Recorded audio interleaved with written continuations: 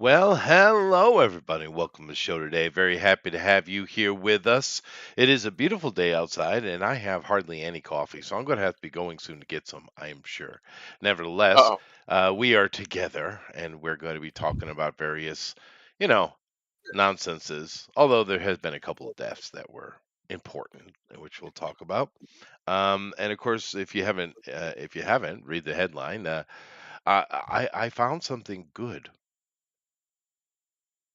Uh-oh. Good. Yeah. What sort of good? We're not allowed good things. Wait a Well, minute. I know. It's the I was trick. a bit shocked. I'm still in shock. A matter of fact, Permitted I good. dare I use the word fantastic. Well, you better be careful. I You are know. risking an earthquake I over in know. Japan. It'll happen. Uh, it might. And of course, it's only been one episode, so got to hold your breath with it. But we'll get into that later. Oh, Yeah, amongst the sea of drivel and nonsense, something emerged and floated to the top in a good way. excellent. The Yeah. cream does, in fact, rise to the top. Randy Macho Man Savage elucidated me at a very young age about the cream of the crop. That's true. He told me about it He in a did. very famous, now infamous promo as a wrestling personality. So it does, in fact, rise to the top, if you ask Randy Macho Man Savage. A lady says, "Do I want to be here tonight?" Sure. Mm. Yeah, you do. That's the answer. Yeah. Welcome, It might lady. be dangerous, Welcome, though. Roger. I'm just going to warn you right now. Apparently, there's good news coming, and we're I just know. not accustomed. Yeah, there could be earthquakes. But I guess first things first, out to get the bad out of the way. Well, there's a lot of bad, but natural bad. Shout out to all those people over on the southeast. You had yourselves a big old hurricane come through, and it looks like it did cause Oh, some yeah. trouble here or there. We've lost, Every time. last I saw was what, 65, 66 dead. Last I saw. That was yesterday, Yep. so it might be higher now. But you I know, just, I'm just going to reiterate. I give, as I just did Chester, mhm, people who live places they shouldn't. mm, Listen, at some point, it's your fault. All right? true. You know there's hurricanes. You live where hurricanes are. I don't know what to tell you. If you're incapable of surviving hurricanes, don't live there. Just don't do it. Yeah, It's not worth it. Live yeah, somewhere else. The country's real big. There's a lot of places you can live where there, in fact, are no hurricanes. sure. We could use Yeah, some outbalancing of migrant drops. You know, yeah, you could seek yeah. that out. Yeah. But no, I think in general, a lot of places down there know how to handle it pretty well. But No, that's actually pretty good numbers considering the fact that there's almost 100 million, or probably over 100 million people in that area that was hit. Uh, that's not bad. That's a it's pretty not. good ratio. It's not. And the first one I heard of, the first fatality I heard was someone somehow, for some reason, was out in the middle of the storm under a giant street sign and it fell on them. So that's kind of on you, bro. Yeah. Yeah, Yeah, what are you doing? yeah. I mean, that technically that could happen at any time if you're really unlucky. Things That's things fair. fall from the It's sky that fair, we hang in the especially air. if you're in like Haiti. You know, Yeah, well, yeah, you should. Well, first, your first mistake was yeah, being in Haiti. That was that would be mistake true. number one. That'd be true. But no, they deal with it pretty well. And I do when these things happen, though, my mind does go back to about 100 years ago when they built Miami. Keep in mind that's about when they built it. Just so you know, Yeah, it's not an old city; that's a brandy new one. And when the New York investors went down there to survey and start building it, the Seminole Indians were like, "What, you stupid?" yeah, Yeah, yeah, yeah. And keep in mind the Seminole are not normal Indians; those are Greeks. Now, when they came over is the question, but they're not because there's lots of different types of peoples in America. Before that's true. the Europeans, right? That's true. Lots, and those are Greek ones. So well, who knows how old they are, but we'll leave that up to speculation. Nevertheless, they said, "What, you crazy?" You know, Yeah, and you should probably listen to anything that's Greek aligned. You know, they kind of know what they're doing. Been doing it they for do quite a seem to while. have it. Yeah. They have been around a minute. The Yeah, Greek, a minute. the Greek Yeah, peoples. yeah. They've been there a while, doing things and stuff. They have. Uh, They yeah, built no, the world. it's a shame that the hurricanes happen and that unfortunately people did get got. It did. But like I said, you have to take it on the balance compared to what. And in most other countries, they get hit by a hurricane like that, and by reports, it was a nasty one. They're in trouble. They're in big, big trouble. Right. Big, big, You big need trouble. So international intervention and help. yeah, nobody's coming to save America. That doesn't happen. Maybe Doesn't not. happen. Yet they all seem to be very ungrateful for the help. So maybe I don't know. I advocate maybe we just let them flounder in their own nonsense. Okay, Yeah, well, we won't help you anymore. it is general fashion to hate the Americans, Yes, yes. It's because we're better than them, Chester. They don't like it. Is okay. That's what it Like is. on a moral level, as humans, we're better. We're just better people, Yeah, just Chester. better. God. Just better in general, yeah. Now, we've always been the laughing stock of the world. They always look down on us, and of course, we've been coming up the past 80 years, but they don't like it very much. Oh well, Yeah, you know, that's all right. We don't like them much either. It's fine. it's true. But we'll still send our navy to save them. That's how good we. That's much better we are than them, Chester. Hmm. Hmm. That's what they don't like is the fact that they think we actually think the way I'm speaking. Like that's how we actually see it. We don't do it because it's a moral duty and we have the ability to help these people. So we just help these people because we were founded. I know atheists don't like to hear this, but we were founded on Christian morals, Yeah, Protestants. and one of those is charity and Yeah. helping people when you're able. Sure. And it's still profound how strong that is, even as we become a much more secular society. That urge is still deep in a lot of people, even very secular people. You can see it all the time. I know the internet makes people think that everybody's just a bunch of dickheads. Well, they kind of are, but only out for themselves and won't help people. But it's just not true. I see it all the time. I remember just a couple of years ago, I was at Walmart. I don't remember why, but I was there. Actually, I know why. I was actually there because there's a Subway there, and I wanted a sub. And there just happened to be this older black guy. Well, yes, but there's just, especially now, Subway's nasty nowadays. I just happened to be this older black guy, big kind of fat old guy, and I could tell he was, he's looking a little rough. And I can't remember if I walked up to him or he walked up to me, but either way, I ended up buying him a sub. And it's just like that's just how you should be, right? Sure. Like he clearly needed help. He claimed he was a veteran from North Carolina and he was up here and he didn't have a way to get home and all this stuff. I don't know if any of it was true, but it doesn't really matter if it was true. I can afford to buy him a sub. It's not a big deal. There's a lot of very, very, very, and I'm guilty of it too. Very, very selfish people, and America was built with this idea of at least as it grew anyway. Maybe not at first, but as it grew, of reaching out to other people. Right? We used to take pride in the fact that we could bring people in here and they could make a better life for themselves. The problem is, in the last, like you said, since about World War II, we've been betrayed by one half of the country who's bringing people in here who don't care about any of that. Oh yeah, they it's just been want going to a long fleece time. us. That is true. Yeah. But it didn't used to be that way. You used to be able to bring people here from all over the world who genuinely wanted what America had to offer. Well, Now all they want is our money. Because we didn't have welfare, you see. Yes, we didn't have the wealth to give to them. You'd have people come in and try to make it in America, and a certain percentage would, and the others would go home, you see. Right. And because people don't seem to understand that. A lot of the I'll call it migration, not immigration, because a lot of the migration that came into America, they migrated back because they couldn't cut it, right? And this is what not having welfare does for you. It only leaves the successful. And you say, well, we have to take care of the world. Well, not really. America is not the world. It's not even really a country. It's a hub of human reality. And in that case, you want the best and the brightest because what America creates, it exudes onto the rest of the planet, right? In every single way. Nevertheless, Alan says, "Konnichiwa, y'all." Well, I say "konbanwa" right on back to you, buddy. Yeah. But the problem that we have now is because like I said, we've been betrayed by you coastal bastards.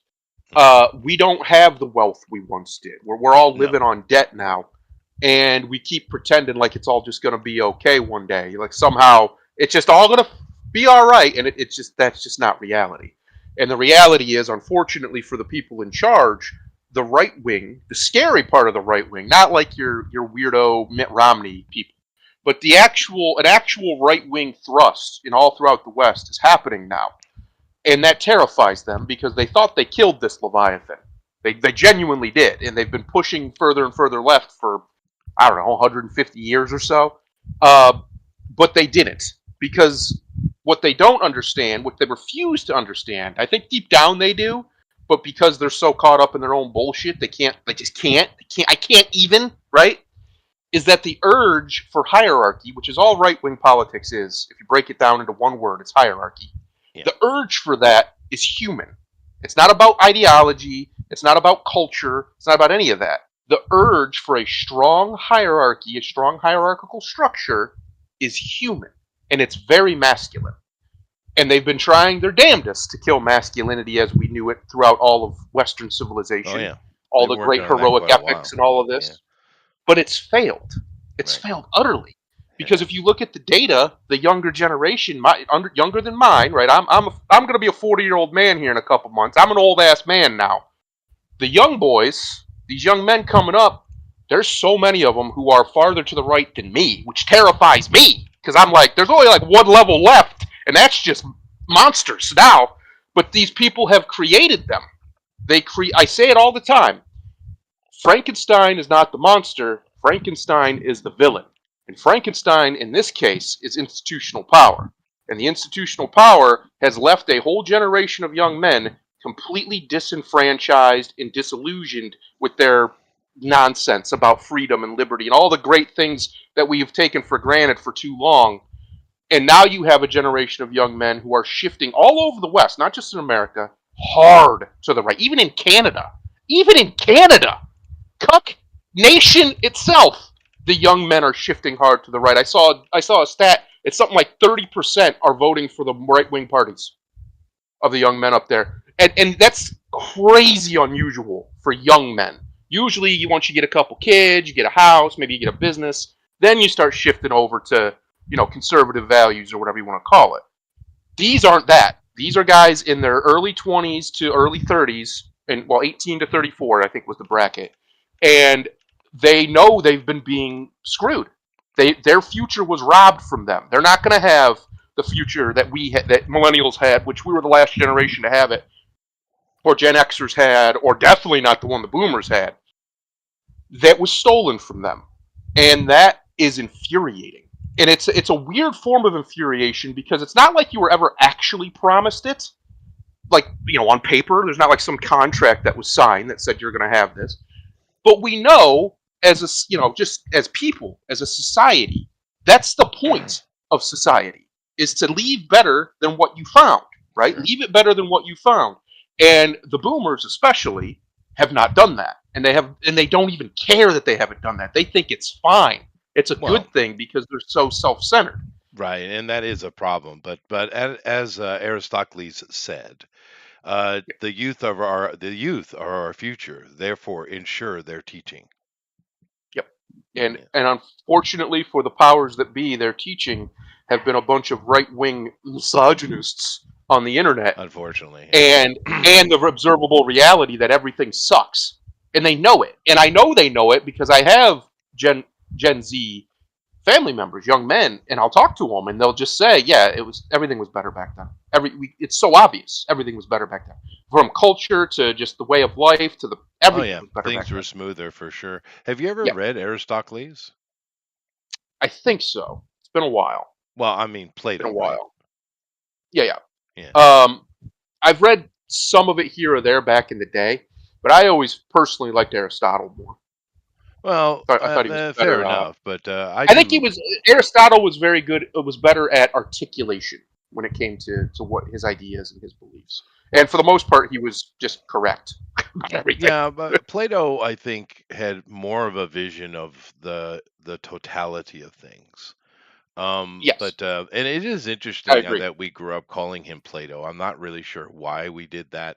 I mean, just for history tidbit, Aristocles or Plato, but Plato was his wrestling moniker, kind of like Yes, the Undertaker. like Macho Man Randy Savage. Yeah. But isn't it weird how we all call him after his wrestling moniker? Isn't that weird? Well, But you just proved it though. I know what the Undertaker's real name is.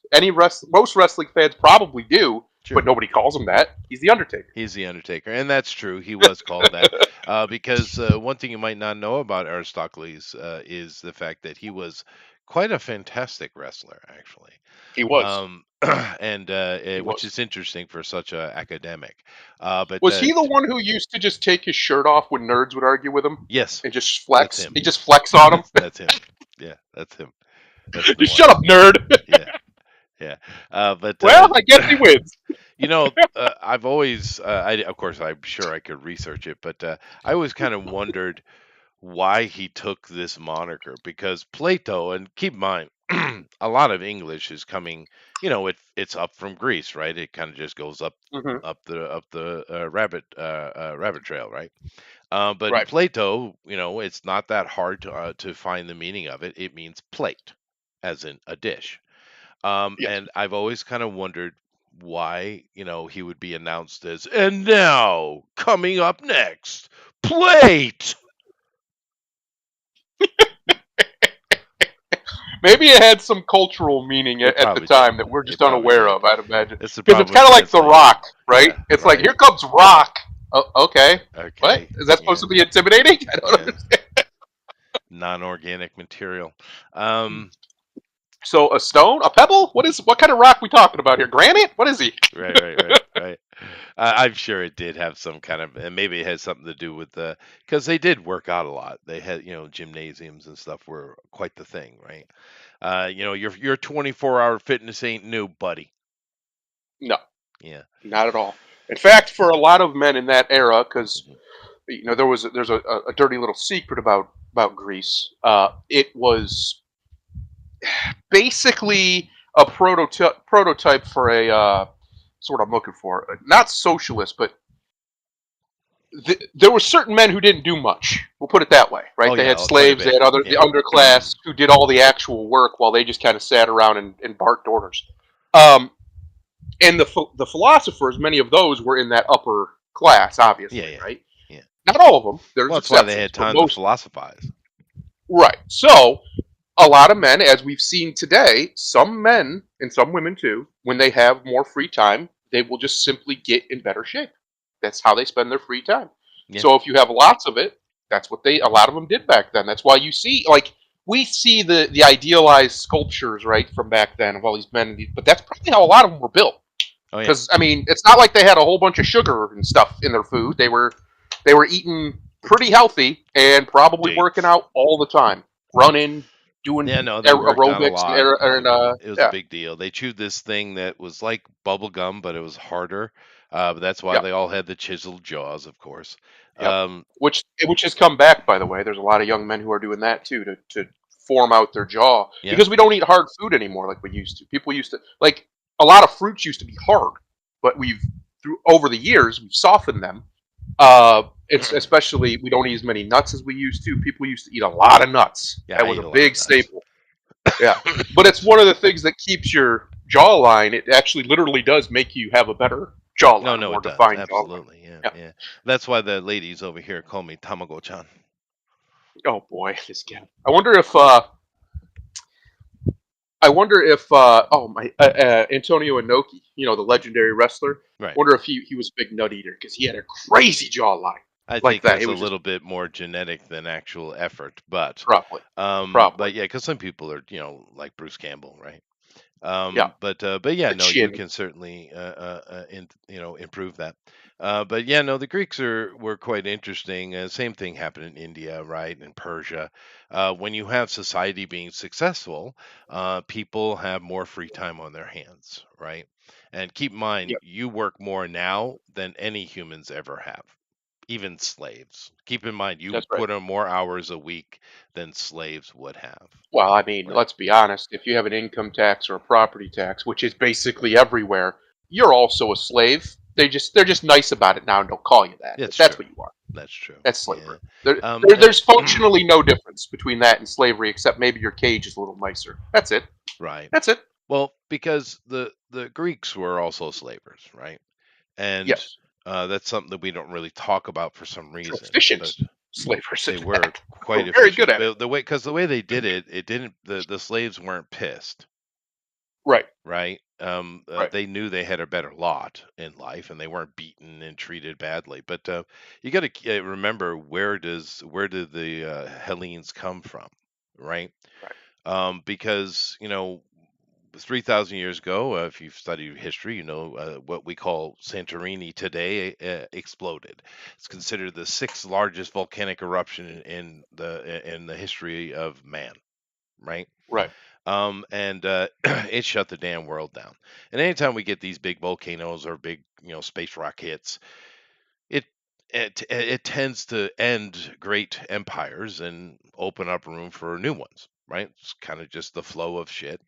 But at that time, the Aegean and what we call Greece today was really kind of the luxury home resort space for the Egyptians.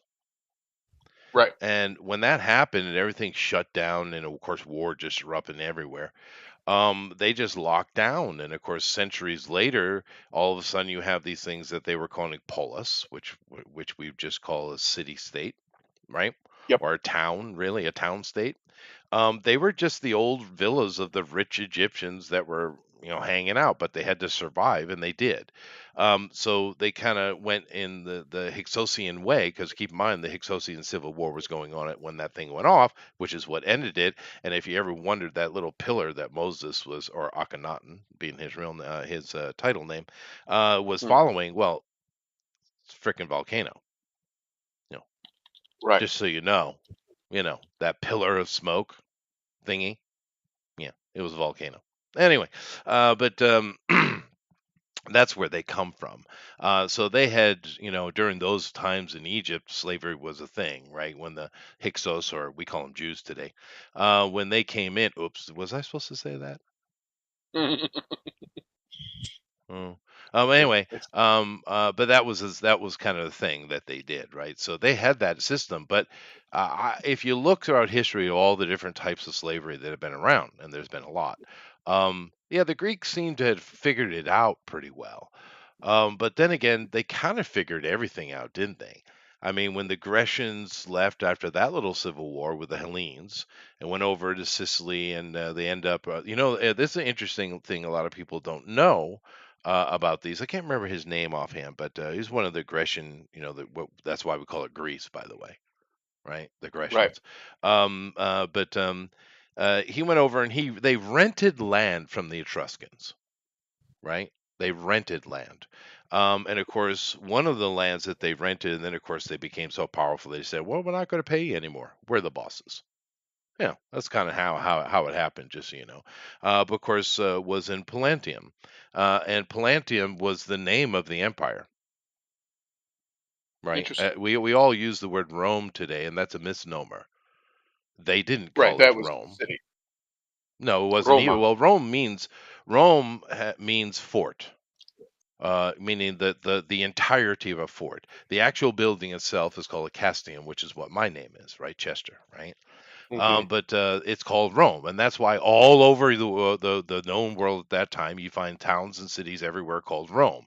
Many of them still exist, right? Hmm. Rome is not the name of a kingdom or a country or an empire. It's not. This is very modern thinking, right? But they had Rome's everywhere, and of course, the word Roman also, just for your information, doesn't mean a member of a country. Roman means, I guess, the best way to translate it would be civil servant or works for the government. So if you were Interesting. part of the government in any way, you were a Roman. It's not actually what the people called themselves. It's not, it's not, no one referred to them as Roman or Romans or the Roman Empire is not a thing. It's not a thing. It's an incredible misnomer, and I don't know how that happened. But keep in mind, for instance, what we call Rome today was called Palantium up until 1370, right? It only changed then, and I'm not really sure why. And it wasn't into no 14th century. I can't remember the exact date. But it didn't. And keep in mind that Milano was the capital of that, of what we call Italy. It was the capital forever, until 1870, Right. right? So a lot of things you think you know is really Hollywood. Never. Yeah, yeah. Hollywood would lie? I don't believe. No. Well, they're No. just creating stories, and people get these imageries, and of Yeah. course, Yeah. but Lies. Yeah. yeah, but I mean, the the reality of these things are far deeper, more intrinsic to earlier histories. Like for instance, we have another thing we say all roads lead to Rome. Well, no, all roads lead to a Rome because they built them on the forts. They built the forts on the roads. These Etruscans probably built some, but the Greeks just kind of eventually took over everything, and of course they ended up being called you know by many names, but the Palatines, right? That's why Right. if you go to Rome today, it's the Palatine Hills or anyway. But the roads, for instance, we kind of all think, oh, they're amazing Roman roads. Well, actually, they're way more amazing than you realize because those roads are way older than that Grecian movement. They're ancient, right? We don't really know who built them, to be fair, but we do know that the Aryans and the Gauls, the Celtic Gauls, and those people up in that area, Europe and the steppes, they were using chariots for a very long time and wagons. It wasn't until the Conestoga wagon in America, which was created by Indians, by the way. Hmm. Just interesting little tidbit there. But it wasn't until the Conestoga wagon where they had independent axle movement and suspension. That was a new invention so that they could take the wagon off road. Right. Before that, Right. wagons and chariots were fixed axles. Hmm. Therefore, you need a road. And of course, Yep. that means that these people were running around roads the whole time. So who built those roads, we don't really know, but they're way more ancient than the so-called Roman era. And it's actually way cooler than people think it is because you're looking at things that may well be 3, 4, 5,000, 6,000. We don't know. They could easily be thousands of years old and they still work. And we can't get 2 years on our damn roads. Yeah. 6 months anymore. Isn't that crazy, dude? Isn't that crazy? Yeah. Well, they claim it's because here's the I say it's an excuse. We know how they made their stuff now, right? We know how they made it. We figured it out finally after thousands Yeah, of years. sure. We Yeah. figured it back out how they were doing it, and they claim that their formula can't bear load as well as modern asphalt, even though modern asphalt will break more readily, right? Right. I call bullshit Well, keep in because mind, asphalt's an aggregate, by the way, just so you know. yes, those materials they use, their version of concrete and cement, have lasted in buildings for thousands of years now. That I've have. seen them. I've Yeah. been in them. Yeah. Been inside one. Oh, yeah. So I don't buy it. Oh, no, I it's don't think I don't bullshit. buy it for a second that there's no way you couldn't strengthen it so it can Well, handle the load of a truck. I don't buy that. right. When you're talking about asphalt, and of course, we heat the asphalt and we make it, the blacktop so you can see all the aggregate pebbles in. That's what asphalt is. And of Yep. course, we use tarmac and concrete and other things like that as well. But no, I don't buy it either because we have cars driving on Roman roads all the time. And they've been doing it Exactly. forever. Heavy wagons, huge amounts of people, and not only do they not divot, They marched armies of yeah, thousands of people yeah, across these roads. You're gonna tell me it can't handle a semi truck? yeah. Get out of here. I would Get out of love for here. someone to figure out who built them though, because those things are impressive. I mean, They everyone are. loves to talk about the pyramids, and I get it. But there are a lot of things that are way cooler than the pyramids, dude.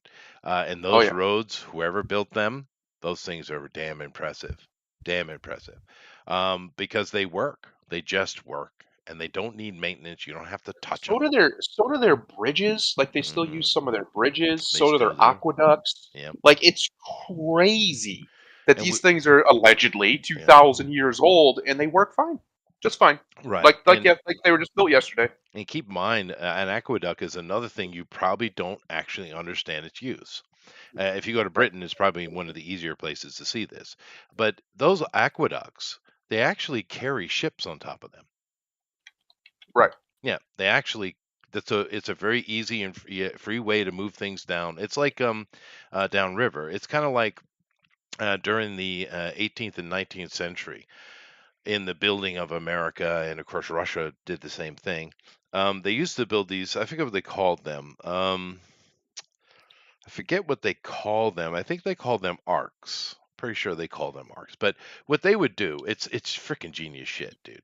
What they would do is, okay, we got a whole bunch of goods we want to move downriver, and we also got a bunch of wood because it was the age of wood. Keep that in mind, right? So what they would do is take all the logs that they wanted to move downriver, and they would just kind of lash them together in the shape of a ship and then Right. fill all the goods they want to trade into the ship with a few people to make sure, because they didn't have motors or sails or nothing, right? So they just had to kind of oar them because they're going down river. And when they got to wherever it was, 100 miles away, 300 miles away, whatever it was, they would just take all the goods off, dismantle the boat, sell the wood. Freaking genius, right? I mean, genius shit. And a lot of the aqueducts worked in a very similar way. They would send, and there are examples, by the way, of them having these barges on the aqueducts. They would, of course, they flow down, right? They would go down to the main city they're heading toward. They would take all the goods off. They would take the ship. They would lower it down off the aqueduct, and it would be put onto wagons, a wagon system or an axle system, and then with teams of horses taken back up to where it needed to be. Right? I mean, Hmm. really cool shit. I mean, we do that kind of stuff all the time today, but you forget that so did they. Right? Right. And yeah, the aqueduct systems are another amazing thing, but they're all over the place. There's bridges that all throughout Europe, and there's some in America, but we're not supposed to talk about those. But all throughout Europe, that actually their antiquity could be more like 3 or 4 thousand years, right? That's And they crazy. still work, and people drive cars over them every day, not realizing what they're on, right? It's amazing. It is. But Chester, they've assured me that Roman concrete and cement is simply just not strong Oh, enough. they're They've out their assured damn mind. we can't build buildings out of them now. You see, because if we build it too tall, it'll break. And I go, my brother in Christ, the Colosseum was one of the largest buildings ever made up Yeah. until very recently. What are you talking about? Yeah, It's no, still there, it's still silly. standing. There's a lot of buildings still standing, and the thing about the Roman concrete, they had many kinds, not just one type. But Hmm. they use seashell, right? Was the Yep. one of the parts of the formula. And one of the things about their concrete, especially stuff that's in the water, and keep in mind when you go to Europe and also America, but we're not supposed to talk about that. The coastlines are all artificial, right? They're all Yes. man-made, right? They're not natural. Like, good luck finding a natural piece. There's very little, and those have been landscaped for amusement, like beach and stuff like that. But Hmm. all of that concrete that builds all those coastlines and those breakwaters and all that kind of stuff, that type of concrete gets harder and harder as time goes by as it sits in salt water. The salt That's right. water has a chemical reaction with the concrete, causing it to become more and more dense. So you have some of these ancient Roman walls Which is and amazing. coastal stuff. It is freaking How did amazing. they figure that out, I bro? don't know. That's so crazy. It's so badass. But those things you can't, and people have tried. You can't take them out with modern munitions. They're Yeah, so they're dense, so right? solid. Yeah, Yeah, yeah, yeah. and it does it even in the rain too. So that's why these things can stand for so long with very little, unless somebody physically comes and knocks them down. or some crazy catastrophe happens, that's why they're able to stand like they are, because Oh yeah. even rainwater has some salt in it, right? So as that water hits, it has the Oh same yeah. It effect. has Now, a obviously, the seawater minimal. has Yeah. a much stronger Yeah. effect, but yeah, and that's why these buildings just exist. They don't fall. You're Whereas right. our modern stuff will fall most likely within a few hundred years. This Or stuff's existed less. for Yeah. thousands. That's Yeah. true. Alan, you're not supposed to talk about that. Yeah. Yeah, I really would love to know the The philosophy truth? behind it. Well, no, I kind of have a general concept of what the truth probably is near. Uh, Yeah. but um, but maybe I understood the philosophy at the time. You're basically taking land, you're conquering, and you want everything here to be owned by you, meaning the Right. America, First the generation great type stuff. America. Um, Yeah. but I get that maybe at the time, but we're kind of way past that. Why do we still care? Because I can give you some basic information. For instance, if you think Columbus was the first person to America, I have a bridge for you. Cheap. And it's in Um, Arizona, I'm told. yeah, That's what yeah, I'm told you put it. yeah. It's in Arizona. But of course, there are many people who's been coming back and forth to the Americas forever. Yeah. It's not a lost thing. It's always been had people there. When we look at the maps, though, right? And we have a lot of ancient maps that show the Americas, right? Now, Right. a lot there are periods where the maps are shown and cities and places are named, and then there are other periods even after that that it just shows terra incognito, meaning unknown land, right? Right.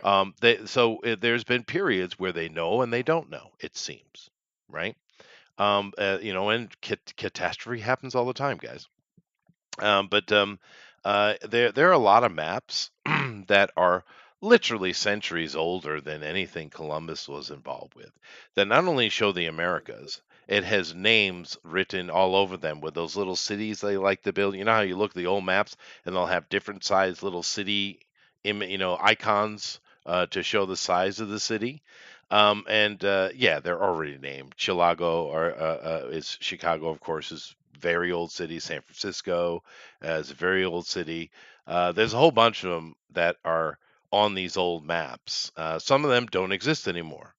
A lot of them still do. So this kind of nonsense of us going west and everything being new and built by Europeans is nonsense. Now it's been a conversation for a long time, because like the simple thing this conversation started out with today with Plato. His that's his wrestling name. Any historian knows this, right? But the average person doesn't know this, right? And of course, the historians know things that you probably don't know because that's their thing, right? It's not your thing, right? Right. And a lot of the conversation you're not allowed to speak very directly. So a lot of times historians will speak indirectly, right? And one of the ways they do is things like this. Why didn't the Indians, the natives, because they were there, right? Why didn't they live in these abandoned and somewhat ruined cities? And of course, this has been a debate going on for, gee, I don't know, 100 years, I guess, probably more. And it's still an argument. Why didn't they? Because you have Indians running around with teepees and migrating and stuff, and they're literally walking past these giant, desolate, empty cities of amazing Right. grandeur and beautiful, incredible Roman buildings, right? Yep. And yeah, there is no answer to it. I think it's just simply it's easier. That's a shitload of work. We don't know what that is. Everything in there is huge. All those buildings. Keep in mind, a lot of those buildings, those ancient buildings you go into today, they've been remodeled inside because Hmm. and they've added floors because initially the floors were like 30-foot tall, right? 35-foot tall. And I don't. And this is a big question with why these buildings were built that way, because when we came in and we find these buildings, um, it's a it's an absolute bitch to heat that, man. Yep. It's too big. The space is too big.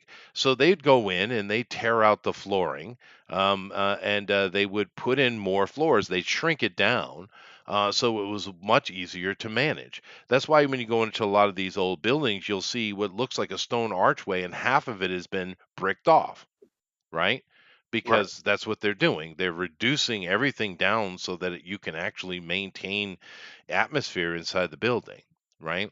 That's and of course that brings up a whole nother set of questions, right? Why did they Yeah. build like that? How did they manage heating it? Because why would you do it otherwise? Were If I they had to guess, the answer to that question is probably simpler than people realize. probably is. It was probably just warmer then, It could have been. because we know that in what we consider, but most people when they think of Rome, that era, it was warmer. It was much warmer, especially in the Mediterranean. It was a very warm period historically.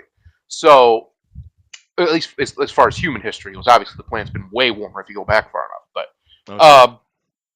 so it very well could have been the same thing there. So they built it like that because it was warmer, so they didn't have to worry as much about heating it like we would nowadays, right? Whereas most of America, around 6 months, it gets pretty damn cold.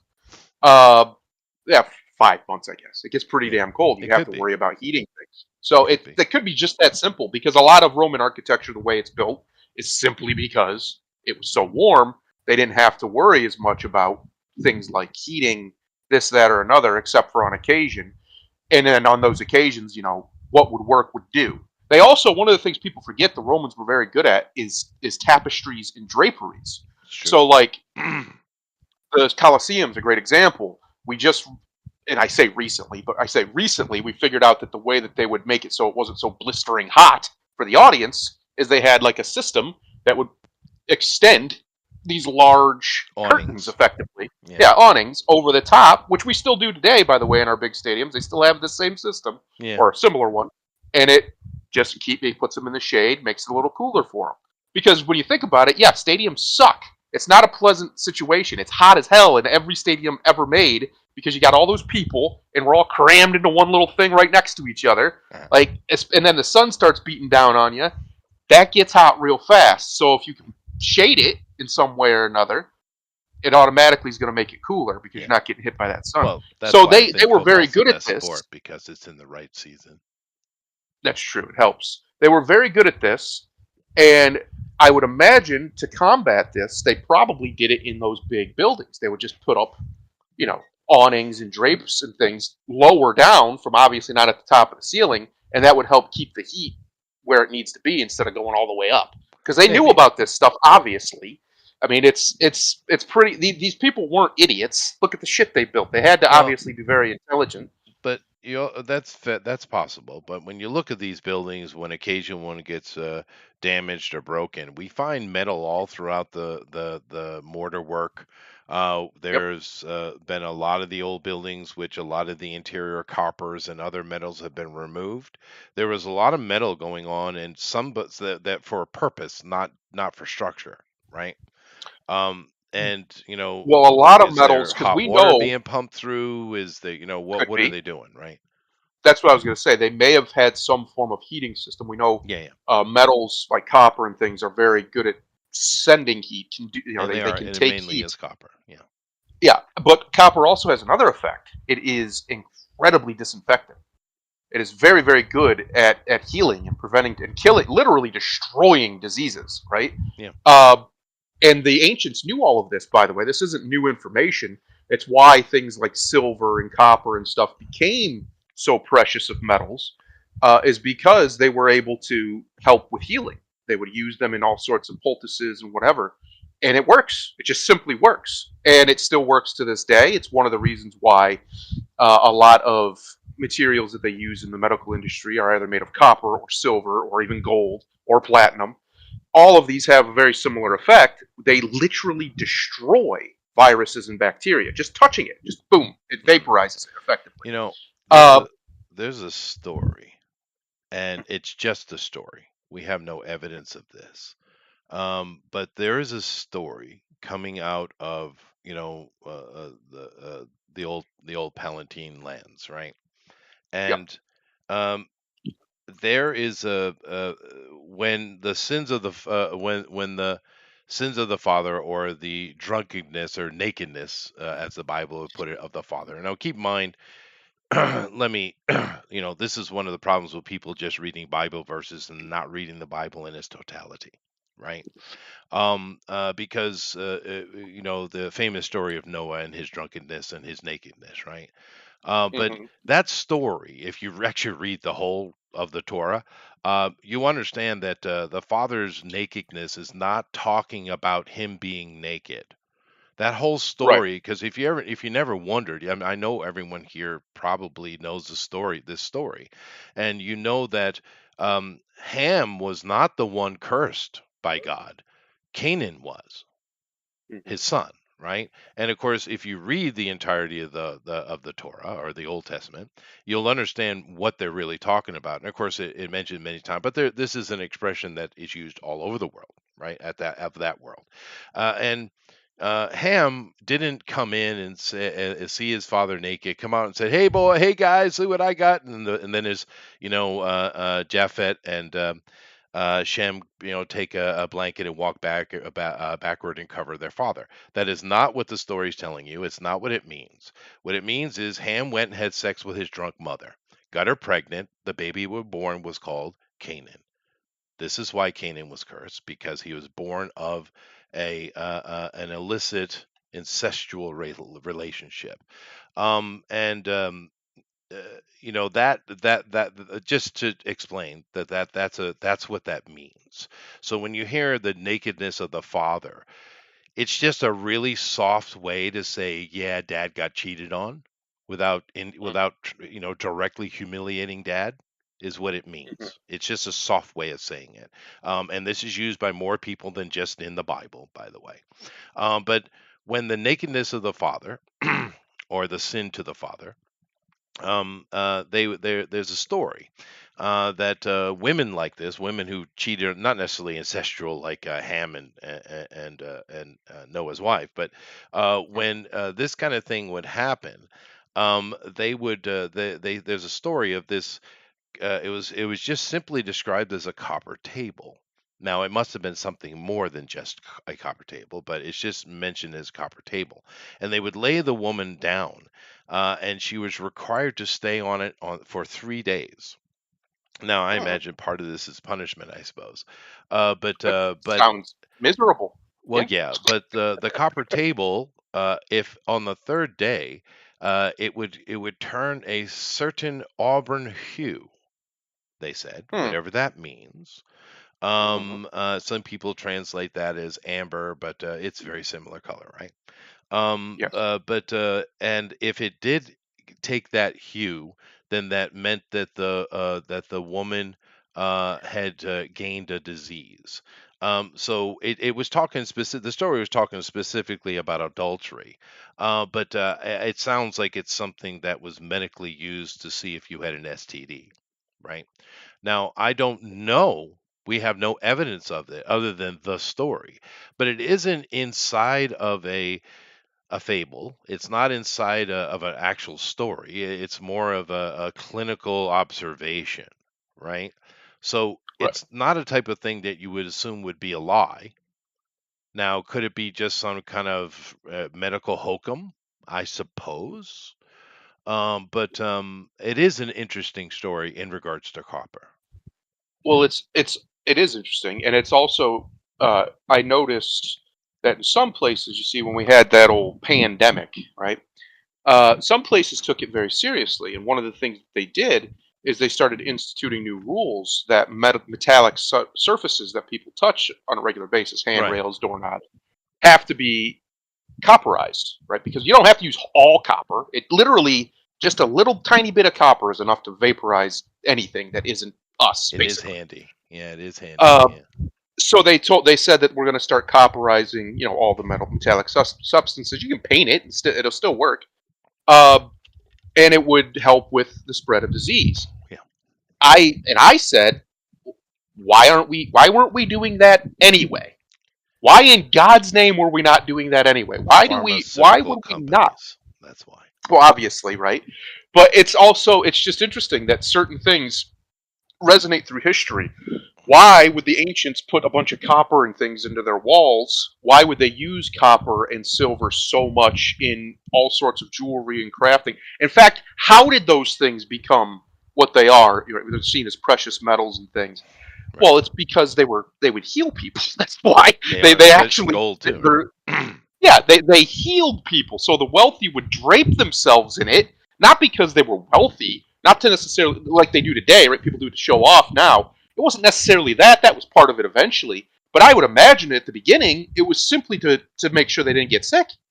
That Yeah. was it. Well, They would wear it all the time. and there was another thing we used to do that many people in the world still do, is the creation of lye. And they'll just take limestone, which is everywhere, by the way, Everywhere. and just cook it in a furnace, just bake that shit, right? And then of course, it makes it white and chalky, and you break it down into a powder. And they would use it for all kinds of things. Yep. They would put it on their fields to help, with the nitrating or fertilizing of the field, et cetera, et cetera. But another thing they would do is mix it with water, this powder, and they would paint their walls. And of course, it's absolutely insane level of antisepticness, Yep. right? And we don't do Yep. that anymore either. And they used to. You think you think we're more advanced, but you go in a few hundred years ago and walk into any American home, the walls are white always. There are no other colors because it's been lied. And they That's didn't right. have any mold anywhere. They did, their level of sickness was way way lower than ours because that lie Air would keep it quality was off. better. Yeah. They had less ventilation, and their air quality was better. Yeah. Hmm. Yeah. No, Curious it that. is interesting. There's a lot of ancient technologies we don't use. Now, keep in mind, all the pharmaceuticals you have are not actually synthetic. All they've done is gone back and taken all the old medicines, all the hermetic medicines, and found out. Oh, went and researched. Okay, what is the thing in this that's actually doing the business? And then they Right. synthesize that. So your modern Yep. medicine isn't modern at all, Nope. right?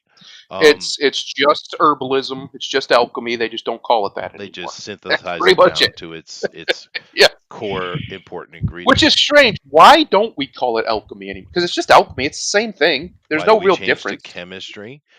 Yeah.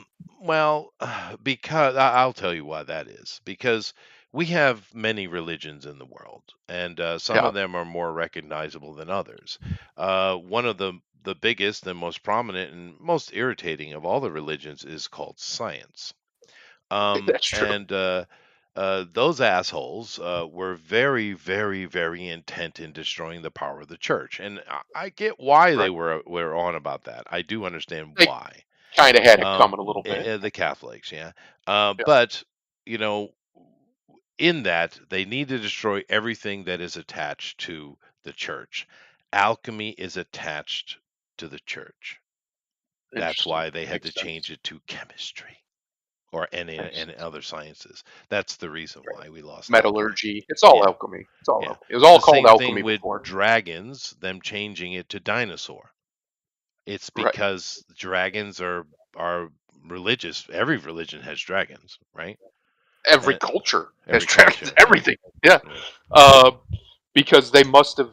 There was a reason. There's a reason for that, and it's one that in the mainstream, right? They refuse to even attempt to answer. They just kind of shrug, like, "Oh, that's coincidence." No, no, no, no.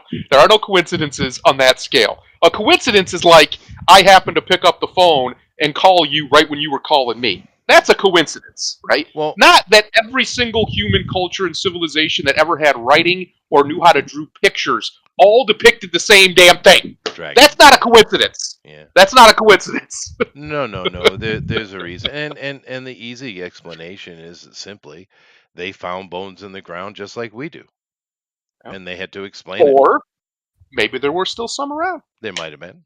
Some say and there they had to still deal are, with it. right? Yeah. And of course we've fantasized it. We've given them wings and fiery breath and all that kind of stuff like that. But Well, honestly, if you there were is a dealing with a beetle that dinosaur spits of any fire. kind, you would not be a happy day. What was that? No, there is a beetle that spits fire. So it's theoretically possible Maybe, for a creature to do it. but you know what I mean. I mean, it could be. Who Yeah. knows what has been true? But yeah, there are lots of Or it could have questions. also been something as simple as they had very acidic spit, right? So they bit you and it burned like fire, right? Or they could even just spit and it was like that. That Or like like the Komodo Komodo dragons, their dragon, yeah, yeah, yeah, their stuff is just straight toxic. yeah. It's It'll just eat toxic, you. might cause you Yeah. great harm. But yeah, and and you do have to keep in mind that these dragons take many forms culturally, depending on the situation. Like with Saint George and the dragon, you all know this picture. Oh And yeah, if you notice, Saint George is much bigger than the dragon. It's a small dragon, and little he's tiny eating dragon. and destroying people. Now, what that actually symbolizes is victory over Byzantines or Tartarians or whatever you want to call them, right? They've had many names, Ottoman Empire, right? That's Right, really talking about victory against them because they were, of course, as they became more and more powerful, were trying to take the Western Roman Empire back, which at that time was the Holy Roman Empire, right? right. And they were, you know, flung off in many, many places, right, and defeated. Yep, Of course, France had a great victory over them, and that's where we get the croissant from. Just keep in mind, it means crescent, and it's literally that's right. was created as a dessert, or as a holiday celebration parade bread, which is a weird thing, but hey, I'm for it. Um, I do like bread. I can't remember the chef's Too much name, but bread. there's you can actually go look it up. But that was a victory over you know the Byzantines, the Ottomans, is Crescent. where that comes Yeah, from. Yeah, the crescents. Yeah, um, but um, but yeah. I do find it very interesting that in most not all, but in most culture, the dragon became either a monster to be feared and slain, or a depiction of pure evil. And it says to me, kind of like how snakes are in pretty much every culture, they're reviled. Well, not every, but a lot of cultures they're Well, they're reviled. both. They're reviled and respected because of medicine, Yes, the caduceus yes. signs. But the reason, what I'm getting at is, it says to me that if these things did exist, they were probably a predator to early humans, and that's why it's like stuck in our psyche. And maybe. The idea, because if you say dragon to anybody who understands English at all, they immediately know what you're talking about, right? Like Yeah, yeah. and they don't just know what you're talking about because they know the vocabulary. They know what you're talking about. It's in our psyche. It It is. doesn't have to be taught It to is. us. We just know Yeah. what a dragon is. Well, I was So just trying to make the point that we use them in different ways. Not we yes, use it metaphorically as well. that's true. That's true. Yeah. It's just interesting that there's this much, because we've just recently discovered, and I say discovered, we've always kind of known it, but come up with scientific terminology for genetic memory. That it's absolutely real. There's no doubt about it, and that Yeah. it's some things are just we just know as a species, and all species seem to do as well. Other creatures do too. Yeah. And that's one of them. Snakes is another one. Serpents is another one. Like we just know, don't mess with that, right?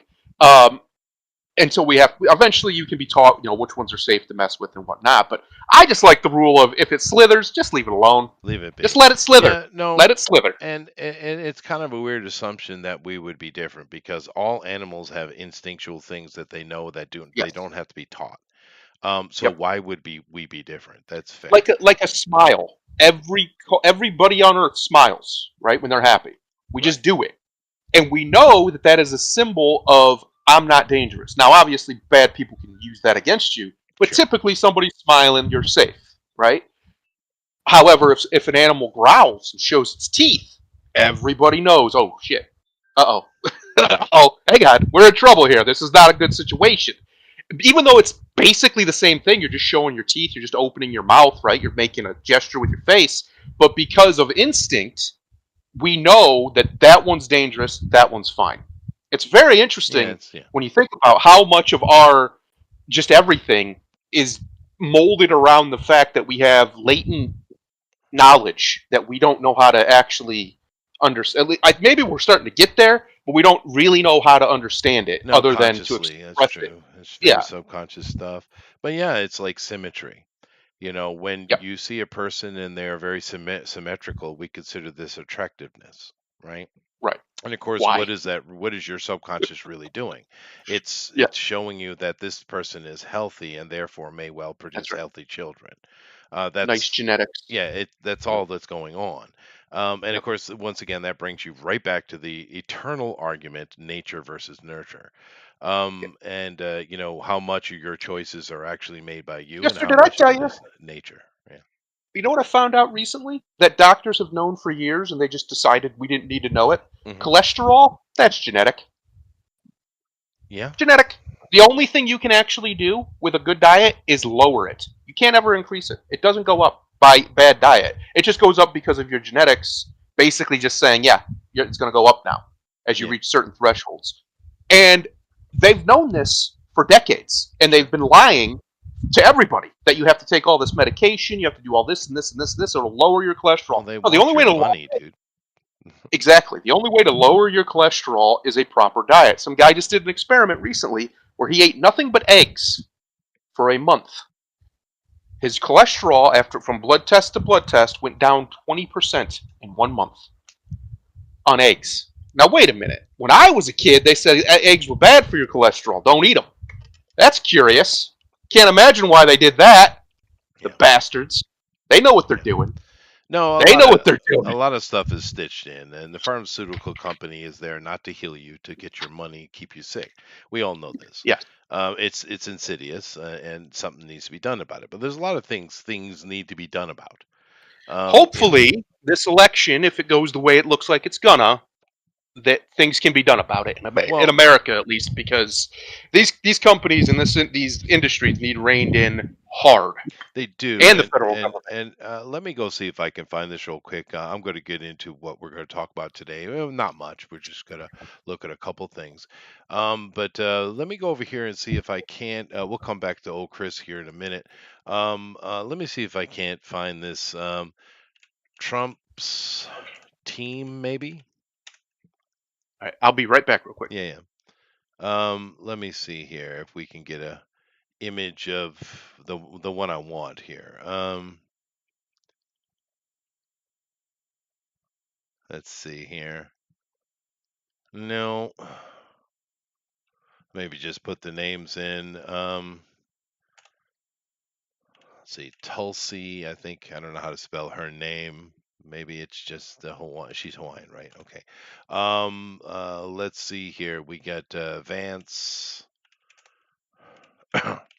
Rama Swami, holy man, and RFK.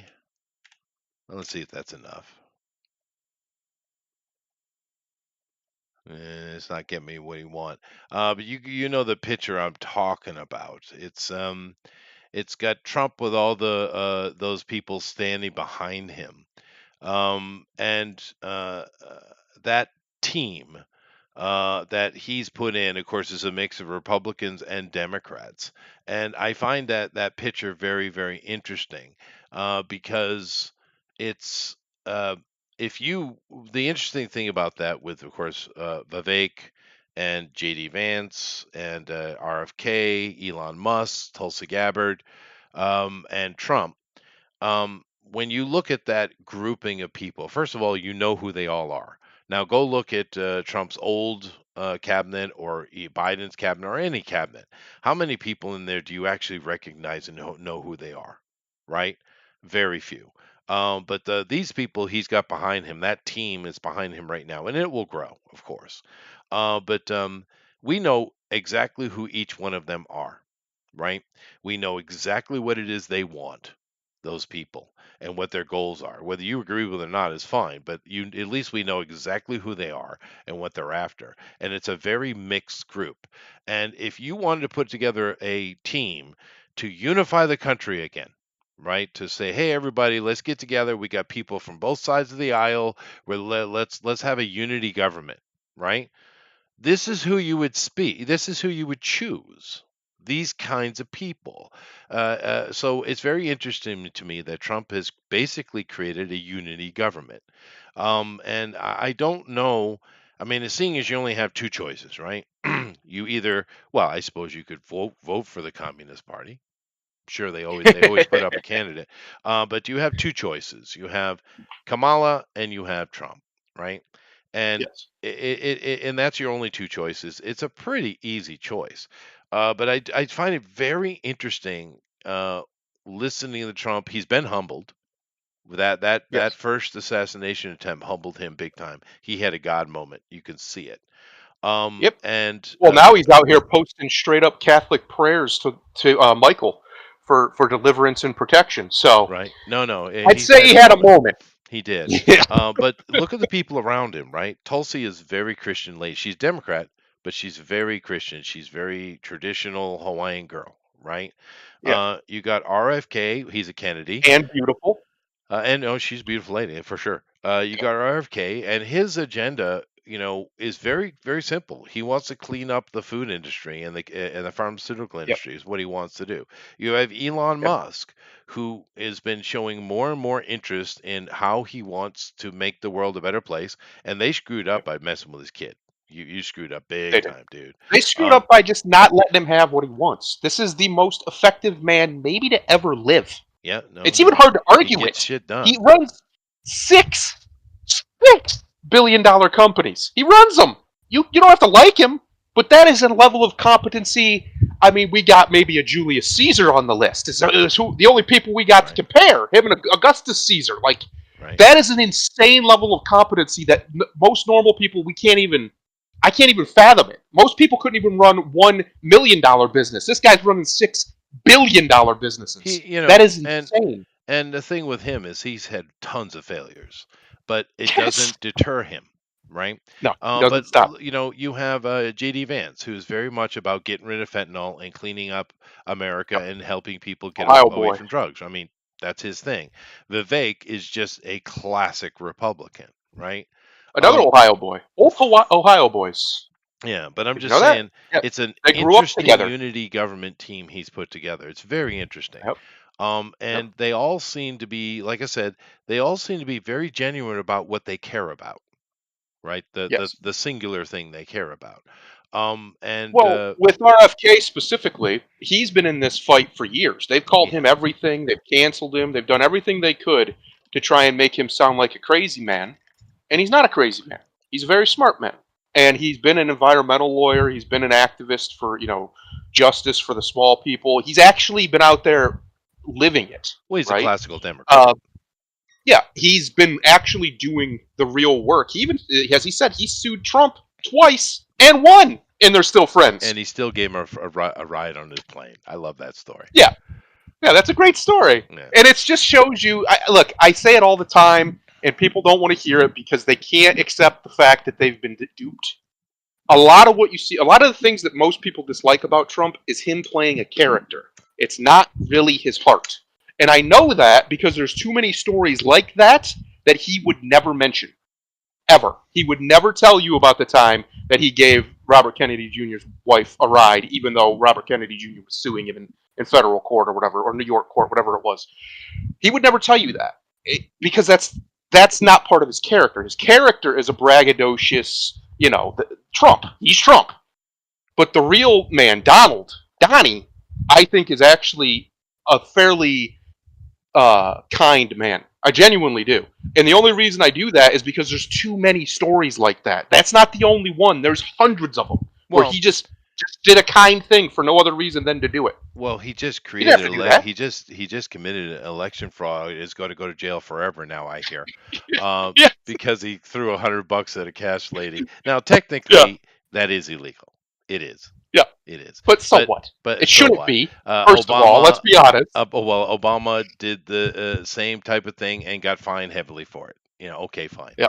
But Find him then. I don't care. that's fine. No, it He is doesn't care. technically Clearly, illegal. He doesn't you care. don't think he Uh, knows that? You don't. Of course, he knew that he shouldn't. He probably shouldn't do that. But he was trying. He's trying to do. Yeah, the cameras are on. Sure, you can make all those arguments. But there's too many stories of him doing that when no cameras yeah, were no, around, he's that helping dude. people out. He's the guy that's got the Yeah. wad of 100 bills in his pocket, pulls it out, gives it. He does it all the time. Yep. He's always done Yep. this. It's true. But it's not. I just thought it was funny because we got him. It is. We got him. Yeah. Yeah. Arrest him for that, guys. Go ahead. Go ahead. So Make him excited. look better. So excited. And then of course you get this crazy Yeah, ass Trump, lady. come buy my groceries. Damn it. Right. But you got this lady who was on Bill Maher the other day. I don't know who she is. She's some important Democrat, I guess. But saying Allegedly. that we need to dismantle SCOTUS. Well, first of all, you can't do Huh? that. And I mean, thank you, I want them to try. thank goodness to the founders for setting it up like that. It's to protect us from crazy bitches like you. It's like I've always said. Listen, you don't have to like every one of the amendments. I have problems with some of them, specifically Amendment 8. I think we should be allowed to do cruel punishments to cruel people. But the founders made it so you can't do that. Okay, fine. However, I'm not going to try and do a bunch of end arounds, come up with new ways of interpreting the law and this and that and this and that so that I can, then do that. No, that's not how we do this. If I want that changed, there's a system to do it. It's called an amendment. You could repeal the Eighth Amendment if you had enough people who agreed with you in this country. So, Wow, for instance, the Second Amendment, that would the have to one be that they hate ratified. more than anything else. Yeah. Yes. The one that they hate more than anything else. Stop trying to do end arounds and come at what you want. You want it repealed or altered so that you can do whatever the hell is you keep trying to do that SCOTUS continuously tells you you're not allowed to do because the Second Amendment says what it says. Even when it was a super liberal Supreme Court, the Second Amendment says what it says. It's that simple. There's no room for interpretation unless you're being dishonest. So if you want it gone, then propose that. Send out the amendment, get it ratified through the Senate and through the Congress, send it to the states and make them ratify it. 37, I think it's 37 of them have to agree that we will no longer adhere to the Second Amendment. We'll change it to whatever the hell, and that's it. But they can't do that, and they know it, so they don't even try. Well, first of all, I was just looking for the Bill of Rights to read it because I love how they're always trying to interpret it, and of course the Second Amendment is beyond interpretation. I went to look at it here to read it out specifically. Look at this. Look at this is our government. This is the National Archive. Look at this shit. You see this shit? Yeah. I see it. I see it. I see it. What's it say for the first? Wait, go back to that real quick. What's it say for the first? Is it just trying? I get it's just trying to summarize. Oh no, they gave but it us didn't more really here. there. They gave us more information here. What a bunch of jackasses! That's your government, by the way. That's your government, right? Yeah. Second Amendment. Here we go. Here we go. Here we go. A well-regulated militia being necessary to the security of a free state, the right of the people to keep and bear arms shall not be infringed. Now, it's pretty simple language, I think. Well, I don't understand how you interpret this. It's very well. Here's their newest trick that they do now. They say that well-regulated part means that the government can decide what guns you're allowed to own.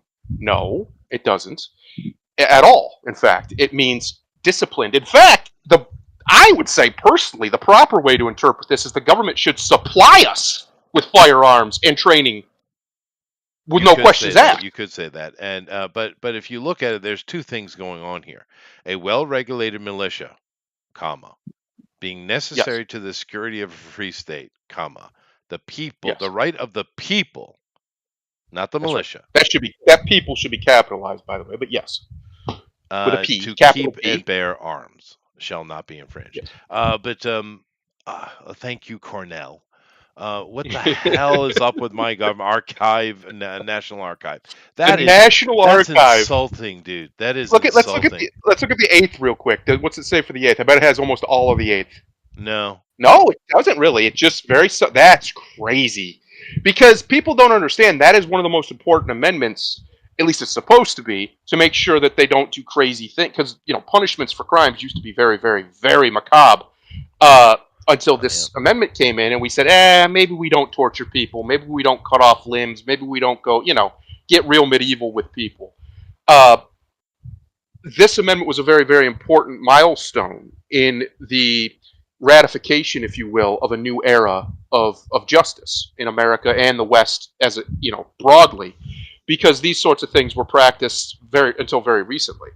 And I think that people don't understand the amendments we argue about. Everybody there's always an endless argument about the Second Amendment. Apparently now there's a big one about the First Amendment.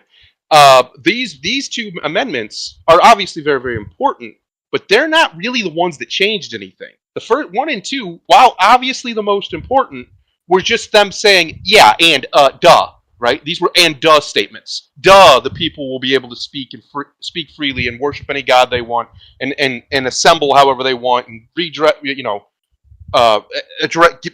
the government for grievances. Of course you will, right? That these were obvious things to them. Yeah? The Second Amendment, the same thing. They didn't have the mechanism to disarm the people. Even if they had wanted to, they couldn't.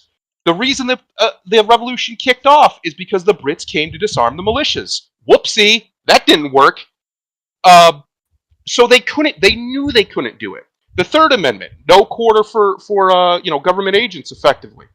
That was another one. That was a no-brainer. There was no debate about it. It was simply, it has to be in there. Yeah. Yeah. Culturally, well, the Americas were already like this. Right. But the Eighth Amendment was not. The Eighth Amendment, there were still very, very cruel punishments for crimes. Even after it was ratified, it took a while to filter a lot of that out. Right. All over America, that was a cultural shift on how we're going to view justice with rationality instead of with retribution. That's what the Eighth Amendment's about. Now, I personally think that was a failed experiment and that some crimes deserve retribution, not just rational justice. But that's my own personal belief. And because it's my own personal belief, and I would need, a majority of the country to agree that it's time to start caning people who abuse dogs, which I might be able to get that through. We can't do that, John Wick, right? You can't cane people. Yeah. Yes, you can't cane people for crimes in America. Is my point. Yeah, and look at how they bend things. Just keep in mind, like Third Amendment here, right? What he just mentioned a minute ago. It basically keeps the government from seizing your home, right? That's right. Now, keep in mind, there's a little thing called eminent domain. How do they get away with that? Is it not protected? I'm sure they interpret it some way or another, don't they? And later, I think it's later in the Constitution. It is later in the Constitution. It grants the government, in certain circumstances, right, which they have to sue you to do this. They can't just say it and take it. They have to take you to court, and the court has to agree, which it usually does. In certain circumstances, they can seize your property, but they have to pay you for it anyway. They can't see. Back in the day, the Crown would just send people and take your house, and that was it. That's not your house anymore. It's now the Crown's, and it happened all the time. If you go read any of the letters of the founders, I have a book where they talk about that happening all the time. It's even in the Declaration of Independence. They would send agents in, take your property, make you poor because back then we didn't have digital bank accounts. So if they took your stuff, you just didn't have it anymore. And that was it. There was really nothing you could do unless you tried to physically resist, which is what the Sons of Liberty did, by the way. They physically resisted. They did, and of course they would drag them out and beat them to death. They physically resisted. Yes, but most of these are basically covering crime and justice and prosecution. Is most which is that was my point. That was the actual cultural shift that America perpetrated, which was not so much the first four, not even so much those. It was really those last few that said, hey, criminals also deserve some protection and some rights, even after they've been found guilty, which was, come on. We know what medieval justice was like. It was brutal. That was the big change that really happened, but we don't ever really talk about it because everybody's always arguing over the First and Second Amendment. True. But if you look at some of the other ones, the fourth one here, the government breaks all the time. Yes. And especially the Biden administration has broken this all the time. And they get sued for it and lose all the time, and they still do it. They don't care. It's like the big companies that give you copyright strikes on YouTube. It's nothing personal. Yep. No. Anyway, they know that they'd lose, but you don't have the money to take them to court. Same shit. The Fifth Amendment, of course, this is the one that you should keep in mind.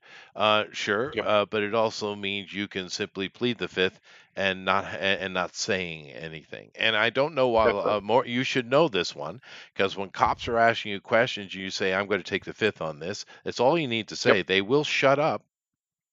They just say, I will not answer your questions without an attorney present, officer. I'm not trying to be difficult. It's just to protect both of us. That's all you got to say to them. They might still be dicks about it, but you can also plead the Fifth. I'm taking the Fifth, and they will shut up because it is real.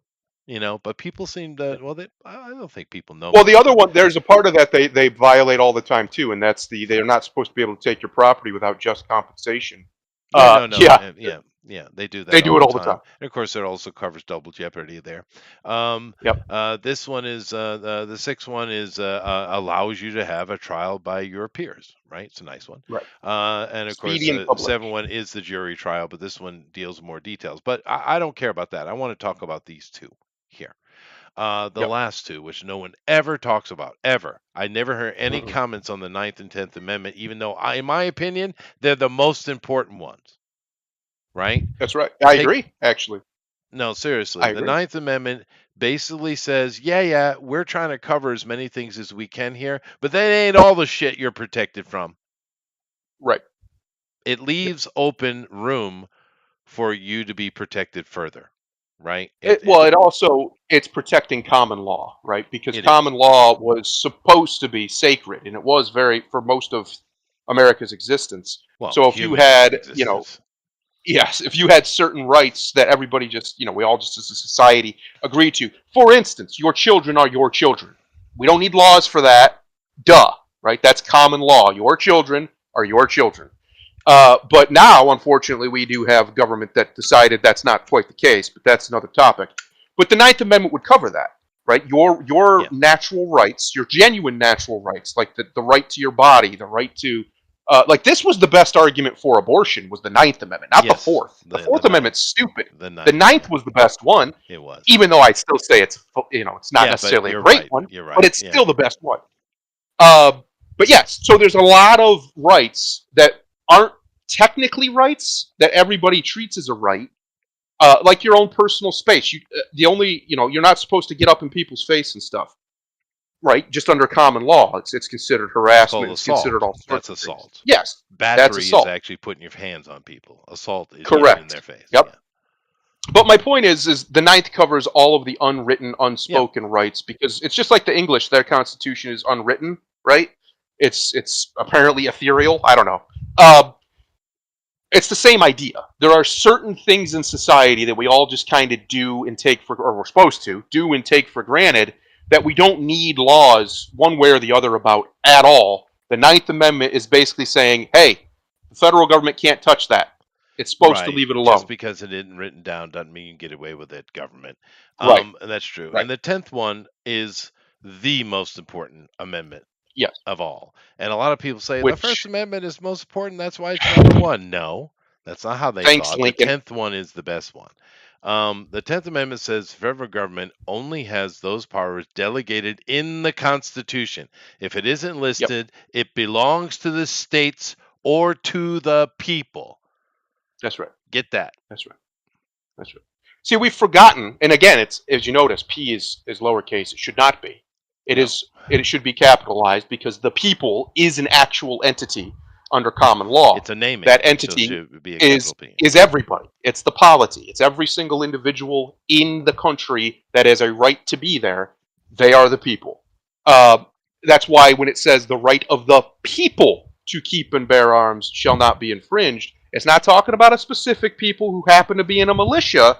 It's talking about No. everyone. It's a matter Every of fact, able-bodied person. it specifies them separate. It separates them. That's why it does. Yes. It has the militia and it Yes. has the people, right? Correct. Yeah. That's exactly why it does that. Yeah. But my point is, even this is being subversive, which we obviously show, because that should be capitalized. People don't even understand how law actually works anymore because they're not taught it, they're not told it. They don't understand that not capitalizing people changes the entire meaning of that sentence. The entire meaning of that sentence. Oh, the people these is a legal assholes know entity. exactly what they're doing. Yes. Oh, no, they do, yes, but the normal person doesn't. And I unfortunately do. I studied this stuff for a decade when I was an activist, and I understand that we like to pretend that common law and these rules don't exist anymore, but they absolutely do. And the government knows they're not supposed to violate them under the 9th and 10th Amendments, but they do it anyway. By this very amendment, which no one ever talks about, 90+% of the federal government is anti-constitutional. It's against it because it says very clearly the powers delegated in the Constitution are all that the federal government gets. Everything else goes to the states or to the people. So the federal government is very anti-constitutional in and of itself. Let me see if I can find the original. Which is why did I why put eights? That's a very weird. The Bill of Eights. Hey, why not? Which is why, if Trump wins, which it looks like he's going to, I do believe he will, and he gets in there, they don't, somehow stop him, and he does get Elon Musk on a Department of Government Efficiency, which is hilarious, and he does slash huge swaths of the federal government as it needs to happen.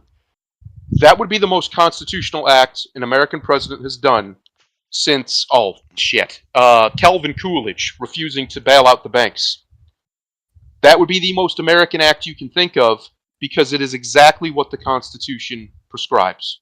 Yeah. This Leviathan bureaucracy is wrong and it's evil and it needs to be gutted completely. And it's illegal. Yes, and I don't think there's too many people who disagree with that. They're just afraid of the other side. Well, what's it look like on the other side? Well, it's going to be a little rough for a year or two, maybe. But then after that, it's going to be glorious. It's going to be glorious. We're going to live in a paradise like you can't understand. If they actually if can you're get in out, the right state.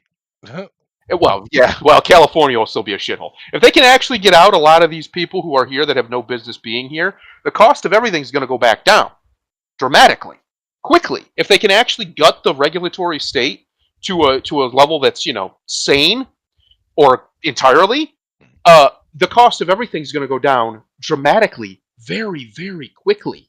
Very quickly. Sure. We know it will, because when Trump was president, he came in, for the first year, he was gutting regulations, a lot of them.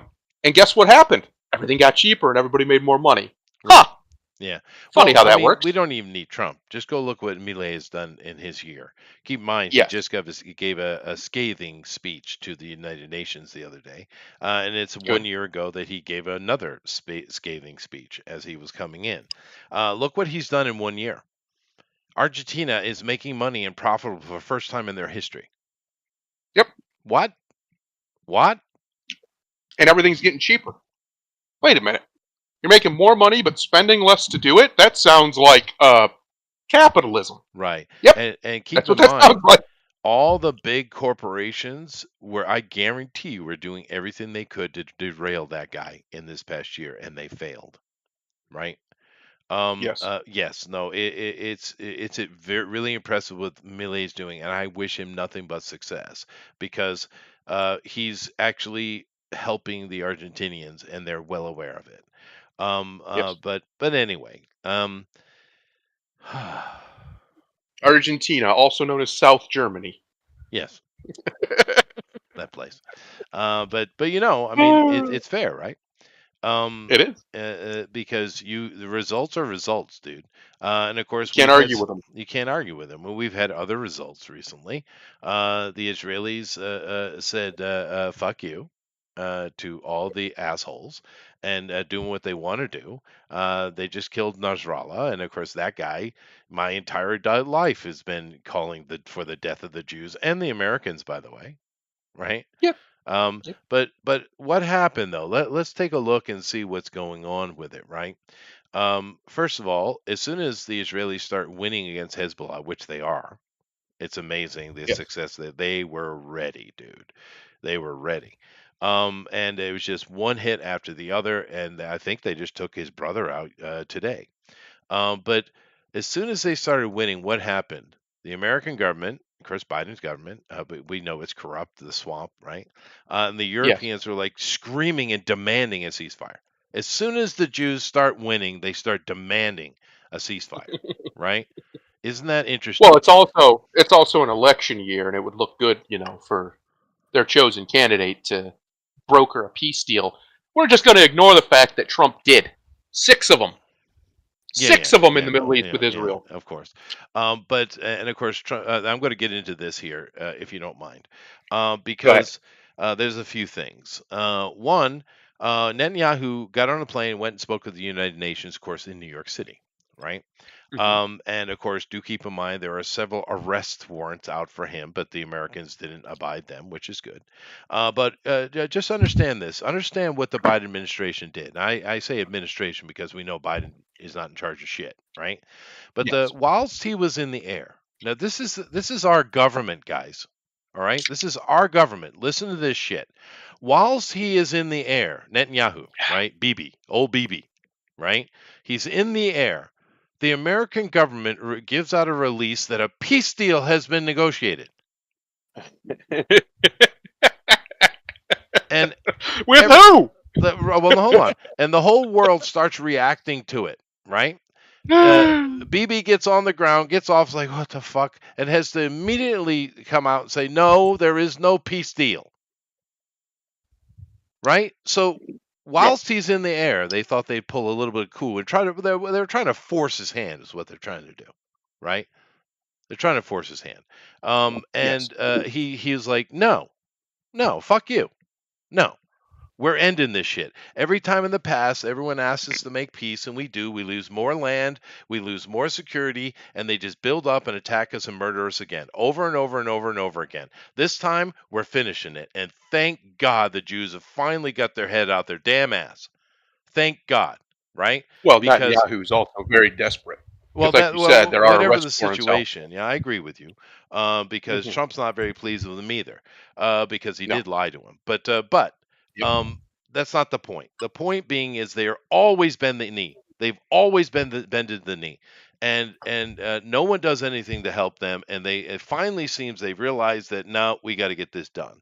Keep in mind, Well, 18. let's be more fair. We help them. We give them all sorts of We funding. do, We give them all sorts of weapons and stuff. but But we're also the only ones that's that true. do. But when the Democrats are in, they loathe having to.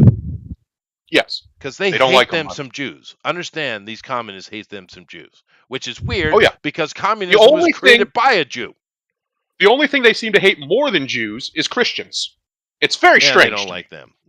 They like them Muslims though, but for some reason, Which uh, is really dumb. it's Real weird. dumb. It's weird. There's something going on there. But anyway, so keep in mind, 18 years ago, when Israel and Lebanon were going at it, and it didn't go very good for Israel because it was a draw, and that's a failure on their part, right?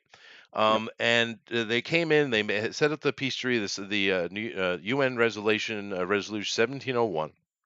And the idea was Hezbollah had to move north of a river. I can't remember which one it is.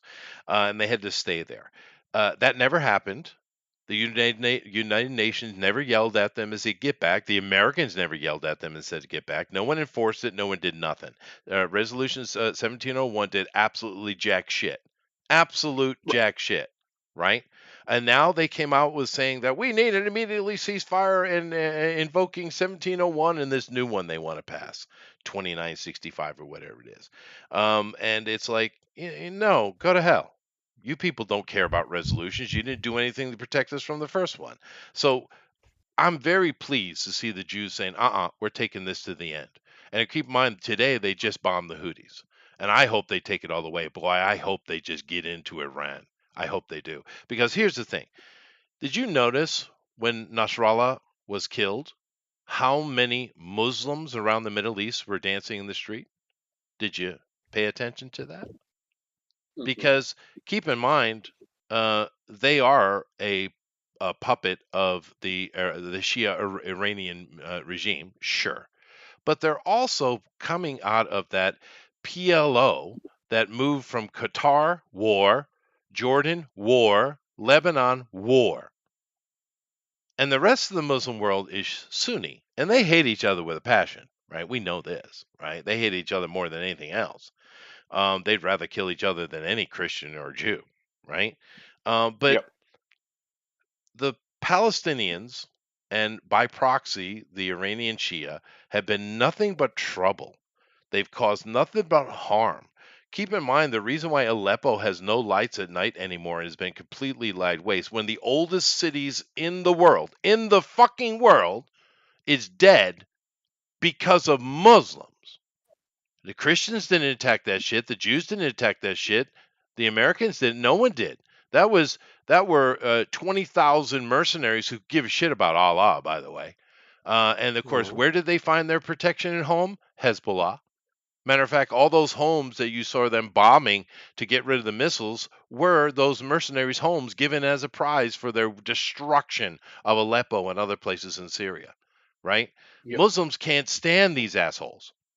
They can't stand them. I have seen many, many Muslims coming out and thanking Israel. What? Fuck what? thanking Israel for taking out Nasrallah.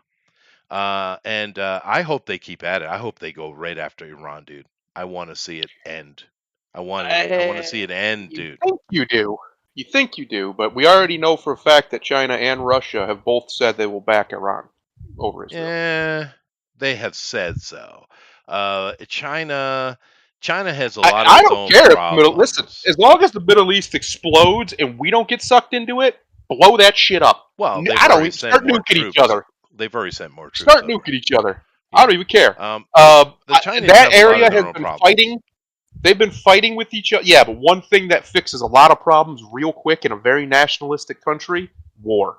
Yeah, but the Real war. Chinese can't make war, dude. Well, they don't have to. They can make tanks. They can make other stuff and get it I to the suppose, Russians and who they can won't make work. war. No, the Russians will no longer buy Chinese munitions or armor. That's true. I Yeah, can't imagine why. yeah, they won't. They refuse. And of course, the But Russians. my point is, we don't really want that to happen. It would be nice if these crazy Muslim terrorists were finally put in their place, but that's unfortunately our government and the people that run it, and especially our military, are going to get us directly involved 100% if it escalates that far.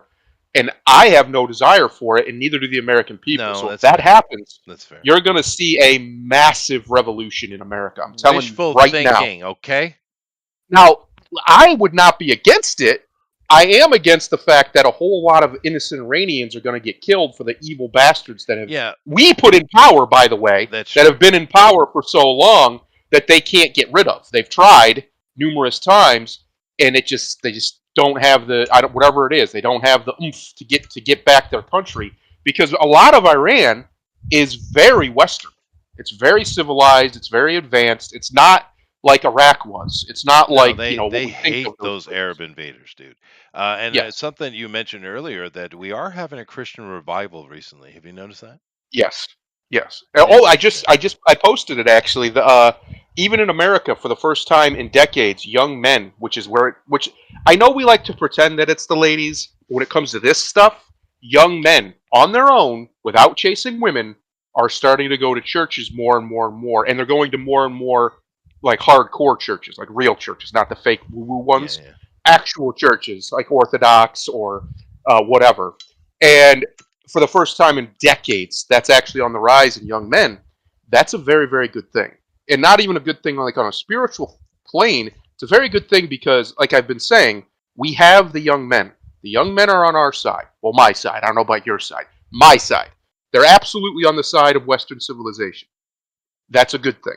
And that means that unless they can continue to import millions of adversaries, which let's call them what they are, that's what they are, we've already won.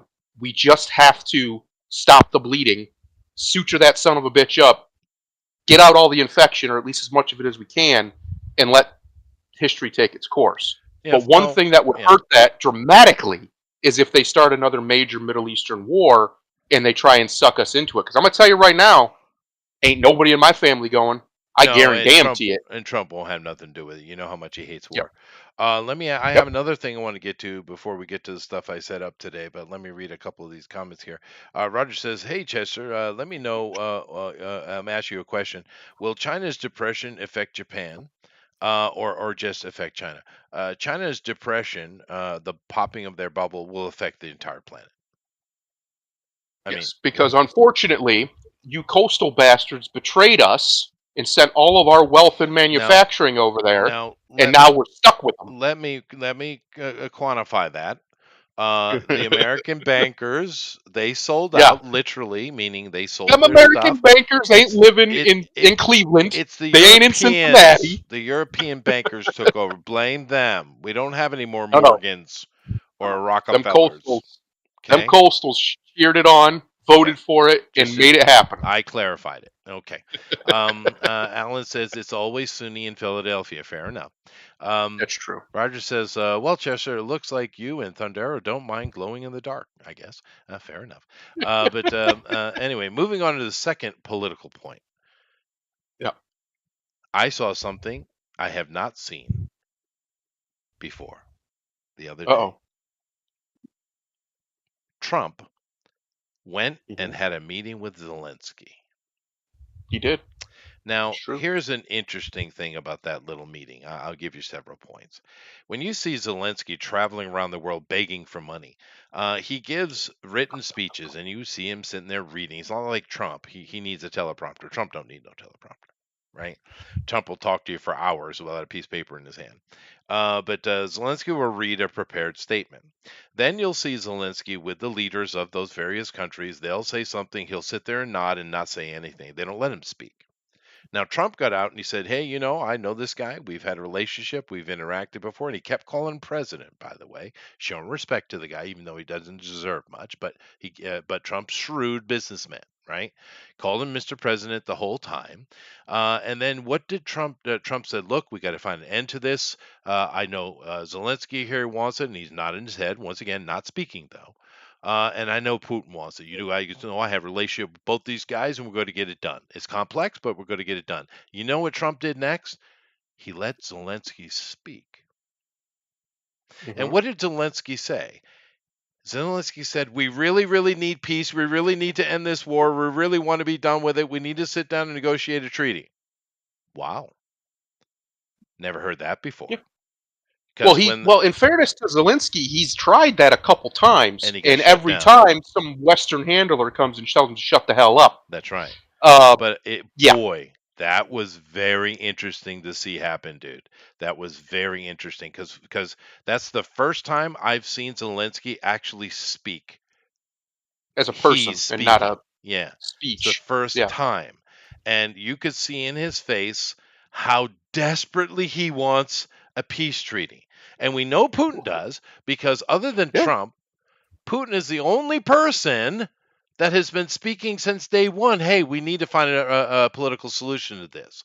Putin is the one Yes. that's been calling for that, not these assholes, right? That's right. So we know Putin is on board for wanting some peace treaty. We know Zelensky's on board. We know Trump can't stand war, and you don't want none of it because it's bad for business.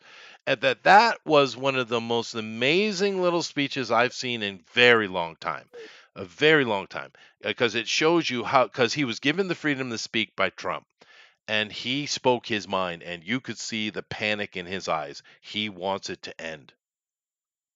Yeah. That was wow, dude. Did you see that? Well, I saw it. Yeah, they put out some estimates, right? Because these are all estimates of casualties, and we're well over 1 million just on the official Oh, numbers. easily, But easily. I know for a fact that that's always at least in between 40 and 60%, if not more, off in the positive. Meaning they're being very positive about the numbers. They're not telling you the exact numbers, and as they get revised, it's going to go up. That number is going to Of course, dramatically go up. of course. So, and he knows that. Zelensky, I'm sure, has the actual numbers I'm or sure he something very does. close to Yeah. it.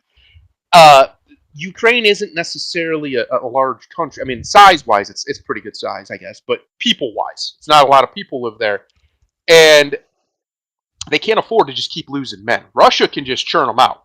It's got lots of people in Russia, and a lot that are willing to sign up and go kill these Ukrainians because they've had a huge influx of volunteers into their army. They have. So they don't have a manpower problem. That's how Russia's fought war since always. They don't have a manpower problem. They've always had either a quality of troops problem or a quality of equipment problem. Manpower's never been the issue since Russia's been, well, Russia. Russia. Yeah. And so that's how they fight war. So they've had a lot of casualties. Russia has, Yeah, well, depending they on whose fight a numbers you believe. gauntlet. Well, it's a 9-to-1 ratio. Yes, Seems to be the most honest and out non-political opinion. 9-to-1. So right. they for every one Russian killed, there's 9 dead Ukrainians. Seems to be Which the most that's my point. honest. They can't keep doing this forever, and America's not going to get directly involved. We're just not. They can beat the drums and bang the swords all they want. The people do not want war. That is the only thing that we're unified about. Yeah, Is we most do people not want don't war. want war.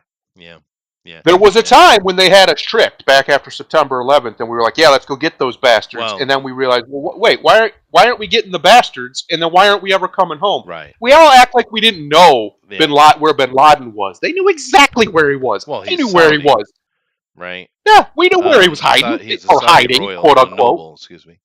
He wasn't hiding at all. We knew right No, where he was. They just no, didn't go there. and they got him That's not the place they eventually. went. They say.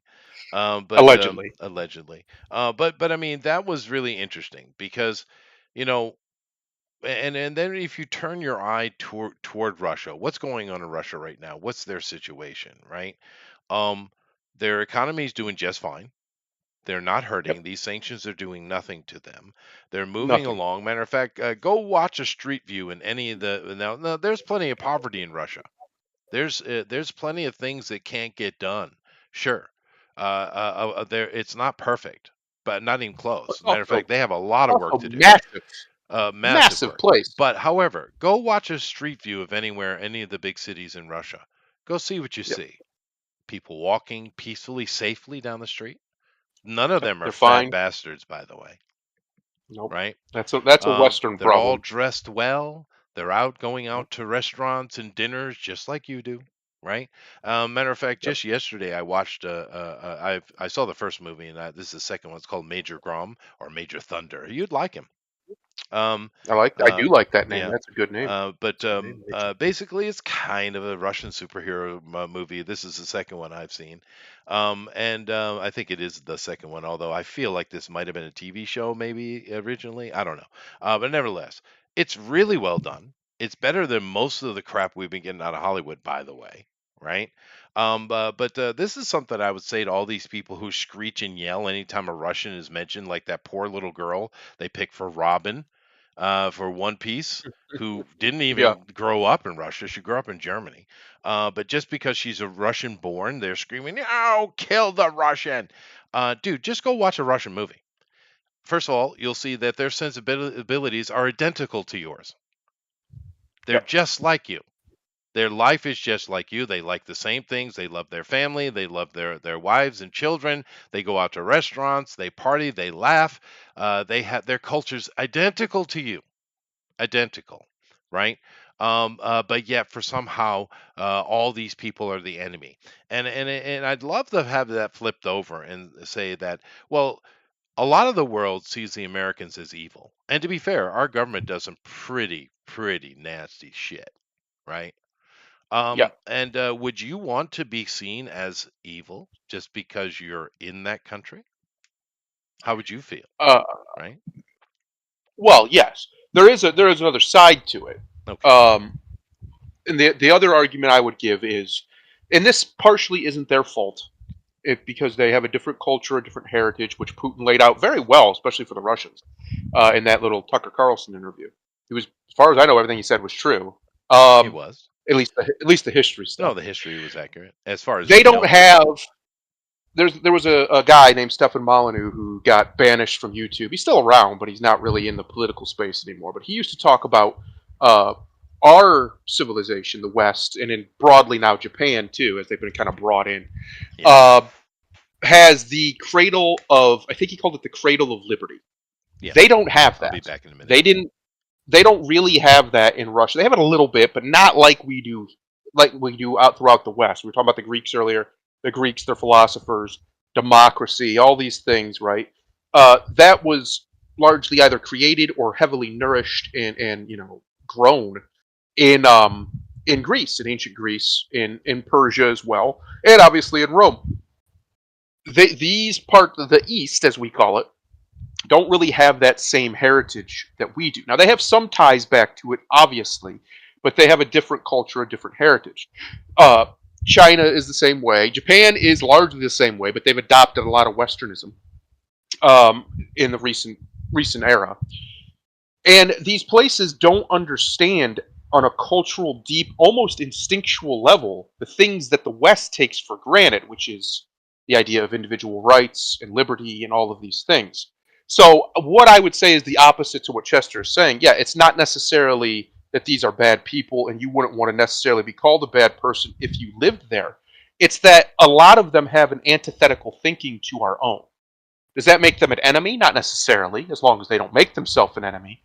But I think it's fair to say in certain places, like China, maybe not the majority, but enough of those people are absolutely the enemy, and they are absolutely bad people. And the reason they are is because whether it's through culture, through what have you, they have sided with oppression. They have sided with human evil, like the Communist Party of China, for instance. So unfortunately, and somebody said this earlier online. I saw that thing from Zachary Levi when he endorsed Trump. He said that we need to not treat each other like enemies. And I'm like, Zach, that's a wonderful sentiment. The problem is the other side won't put its swords down. So until we are willing to fight them the way they are willing to fight us, we're just going to keep getting hurt. And that makes them the enemy. I don't like it. I would much rather we all just go back to a friendly rivalry, but that's not the way it is anymore. And really, if we're being honest, it kind of never has been. Uh, these people who vote for things, not necessarily just directly for Democrats, but for if you're going to vote for somebody who is an out and out Marxist, if you're going to vote for things that are out and out antithetical to human liberty, you are the enemy. Period. I don't care if you're an American Democrat. I don't care if you're a Chinese person who happens to support the CCP, not just because you have to, but because you genuinely support it. I don't care if you're a Saudi national and you support some of the evil things the Saudi Arabian government has done. I don't care if you're an American citizen who isn't a Democrat and you support some of the stuff the American government has done. You are an enemy to all that is good. And I'm not going to pretend you're not. We have to stop this desire for neutrality in a world that wants us destroyed. The world isn't neutral. Nature isn't neutral. Life and death are opposite forces. They are not symbiotic forces. That does not mean they don't create a symbiosis together, but separately as individual forces, they are antithesis to each other.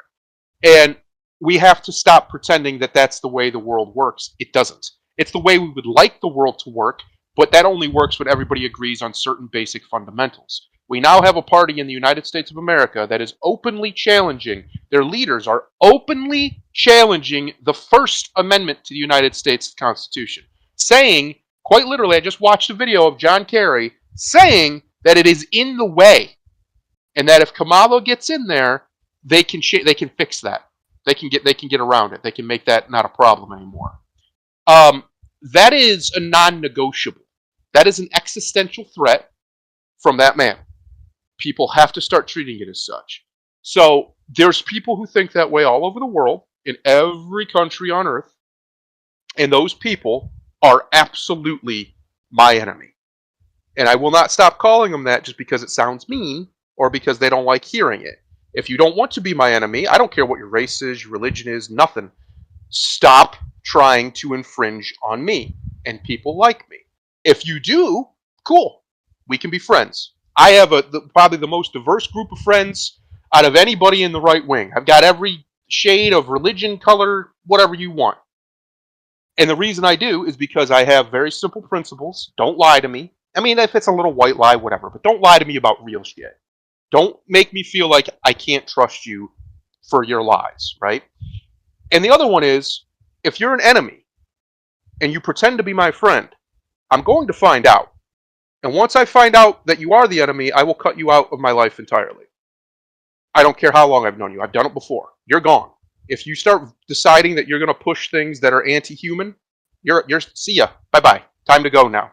So these people all over the world, which is what got me onto this, Chester was talking about, and I largely agree with him. His point isn't wrong. Have some empathy. These are human beings. Treat them like human beings. I agree. But human beings can be enemies too. And these human beings, many of them, not all of them, but many of them, have decided that I'm their enemy because of the way of the world that I want is just, you can't have it. It's evil. It's got to go, right?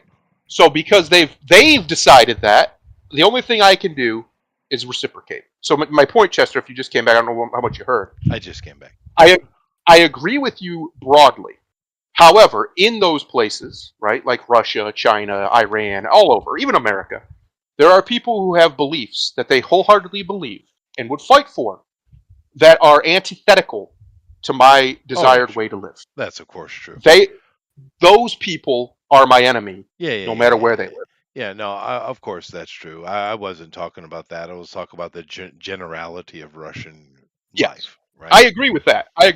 Yeah. But we have to understand that we don't have the cushion we used to have in America. The people here in power have become the enemy of human liberty, and they openly state it. Like I said, John Kerry just recently said that we need to get around the First Amendment. We have to it's in our way. That's what he said. His exact words. It's in the way. Yeah. Well, you're just an enemy now. You're my enemy. Yeah. That's it. Well, the You're the enemy. founders knew this. They told us, hey, we gave you these rights because every now and then you need to clean house. That's right. They were very That's clear right. about it. From time to time, the tree of liberty must be watered with the blood of patriots and Yeah. tyrants. Yeah, because I think a lot of people misunderstand the founders. They do. Because they have these ideas and opinions about them, and some of their independent private actions don't help the situation. But No, what you what? but what you need to They weren't all understand, saints? Wait a no, minute. what you need to understand is those people were activists. That's Yes. what they were, right? Some of them were Um, terrorists. some of them were terrorists, yes. But I mean, like, take this little thing that's been going on for quite a while, the slavery conversation, right? Yeah. Now, put aside the fact that every culture on this planet has been enslaved at one time or another. Just put that aside. Put Over the aside head. that the fact that during the buying and selling time before, the 1776, right, or when it ended, right? That there were 250,000 slaves sold into America, and an equal amount, 250,000, was a little bit less actually, but almost 250,000, indentured servants, basically poor Irish people put in chains and sent over to work in America. So Yeah. at the exact same moment, you had an equal number of black slaves and white slaves, even though no one talks about that. Let's put that aside. We'll put all that aside. Okay. Yeah. What no one wants to talk about is people like Thomas Jefferson, Ben Franklin, and many, many of these founders were actively out seeking the abolishment of slavery. They were in the street, putting out posters, putting out books, putting out, having meetings, doing, actively, harshly working for the abolishment of slavery. And eventually, we got it, right?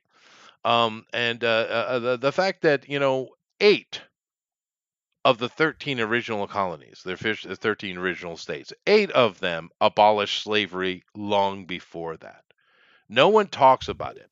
But yet here we are still going on with this stupid ass slavery conversation, assuming that all white people are guilty, when only 5% of the population were involved in slavery anyway, ownership and work, right? But everyone's guilty, even though you had the people who were fighting against it were white people, right? Yeah. But look at the conversation that keeps going on over and over and over and over. No one talks about the truth. No one puts forward the fact that the majority of those white people were staunchly against it, right? But it's that conversation still goes on. And Yep. this is one of the big problems we have with these people using politics to try to overturn rule. It's they lie. Yes. That's all I got to say. That's it. They're Yeah, just liars. they lie. They're just evil liars. Yeah. It's one of the, it's a big crusade I go on. It's we have to stop being we have to stop doing the weird tongue in cheek thing that we got largely from the '90s and the '80s. It's okay to call evil evil. These people are evil. Now, some of them are unwittingly evil, sure, but they're doing evil in the name of evil. So who cares at that point, right? Ignorance of the Uh, law is no excuse. that's right. And when you intentionally violate it, especially if you intentionally do it, you're an evil person. Now, and what do we mean by law? Do we mean all the laws? Of course not. Some laws are retarded. Yeah, But for the common one that law, says that I can't eat Twinkies that will come in the future, dumbass. yes. Go ahead. Uh, a lot of laws are very, very dumb. Like, traffic lights. They don't really solve any problems. It's literally just a security feature to make you feel safe. We've done infinite studies on them. They simply don't actually do what they keep saying they do, where they make traffic safer. That's not true. But regardless, you're supposed to stop at them, right? We're not talking about those kind of laws. We're talking about real law, natural law. Natural law is real. It's observable. It's observable in all forces. All forces in the cosmos obey them without exception. We haven't found a single. Yet humans, for some reason, we get in our head that we're special. We don't have to obey the natural law. We don't have to worry about reciprocity. Nah, we don't. We don't have to worry about that. See, we have this little word we call karma. Well, really, all that is the observation that what goes around literally does come around. It will get you eventually. Sure. Uh, and this is a universal reality from which all other laws are based. Why do we not want murder? Well, because if you don't make murder illegal, then there's nothing to stop strong people from murdering weak people and taking all their shit.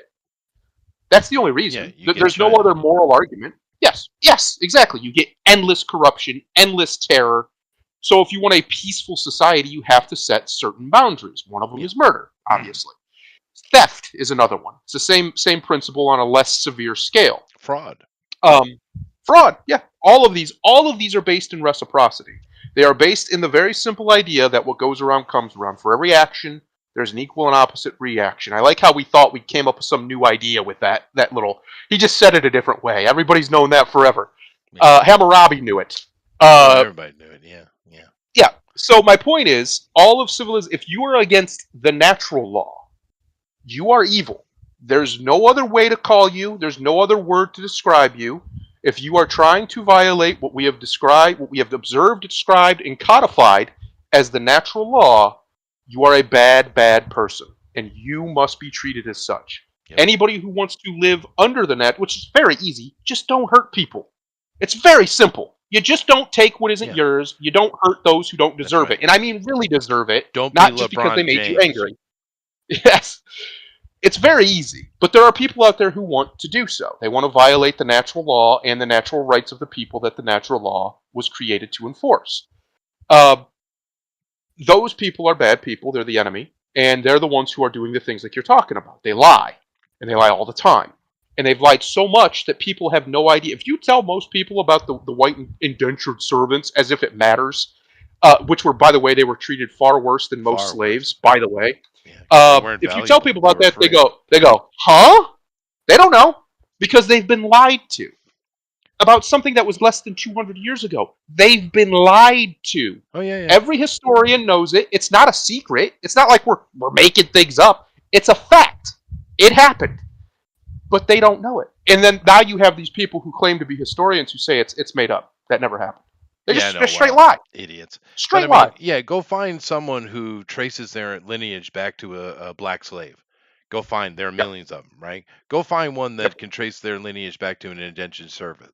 Good luck. Yeah, good luck. They don't got no papers. You got no records on that. It's not even that. They just didn't survive. Because at the end of the indentureship, they were supposed to actually be given a small piece of land and some starter money. That was the deal. And miraculously, hardly any of them survived to get that reward. Yeah. Funny how that works. Yeah.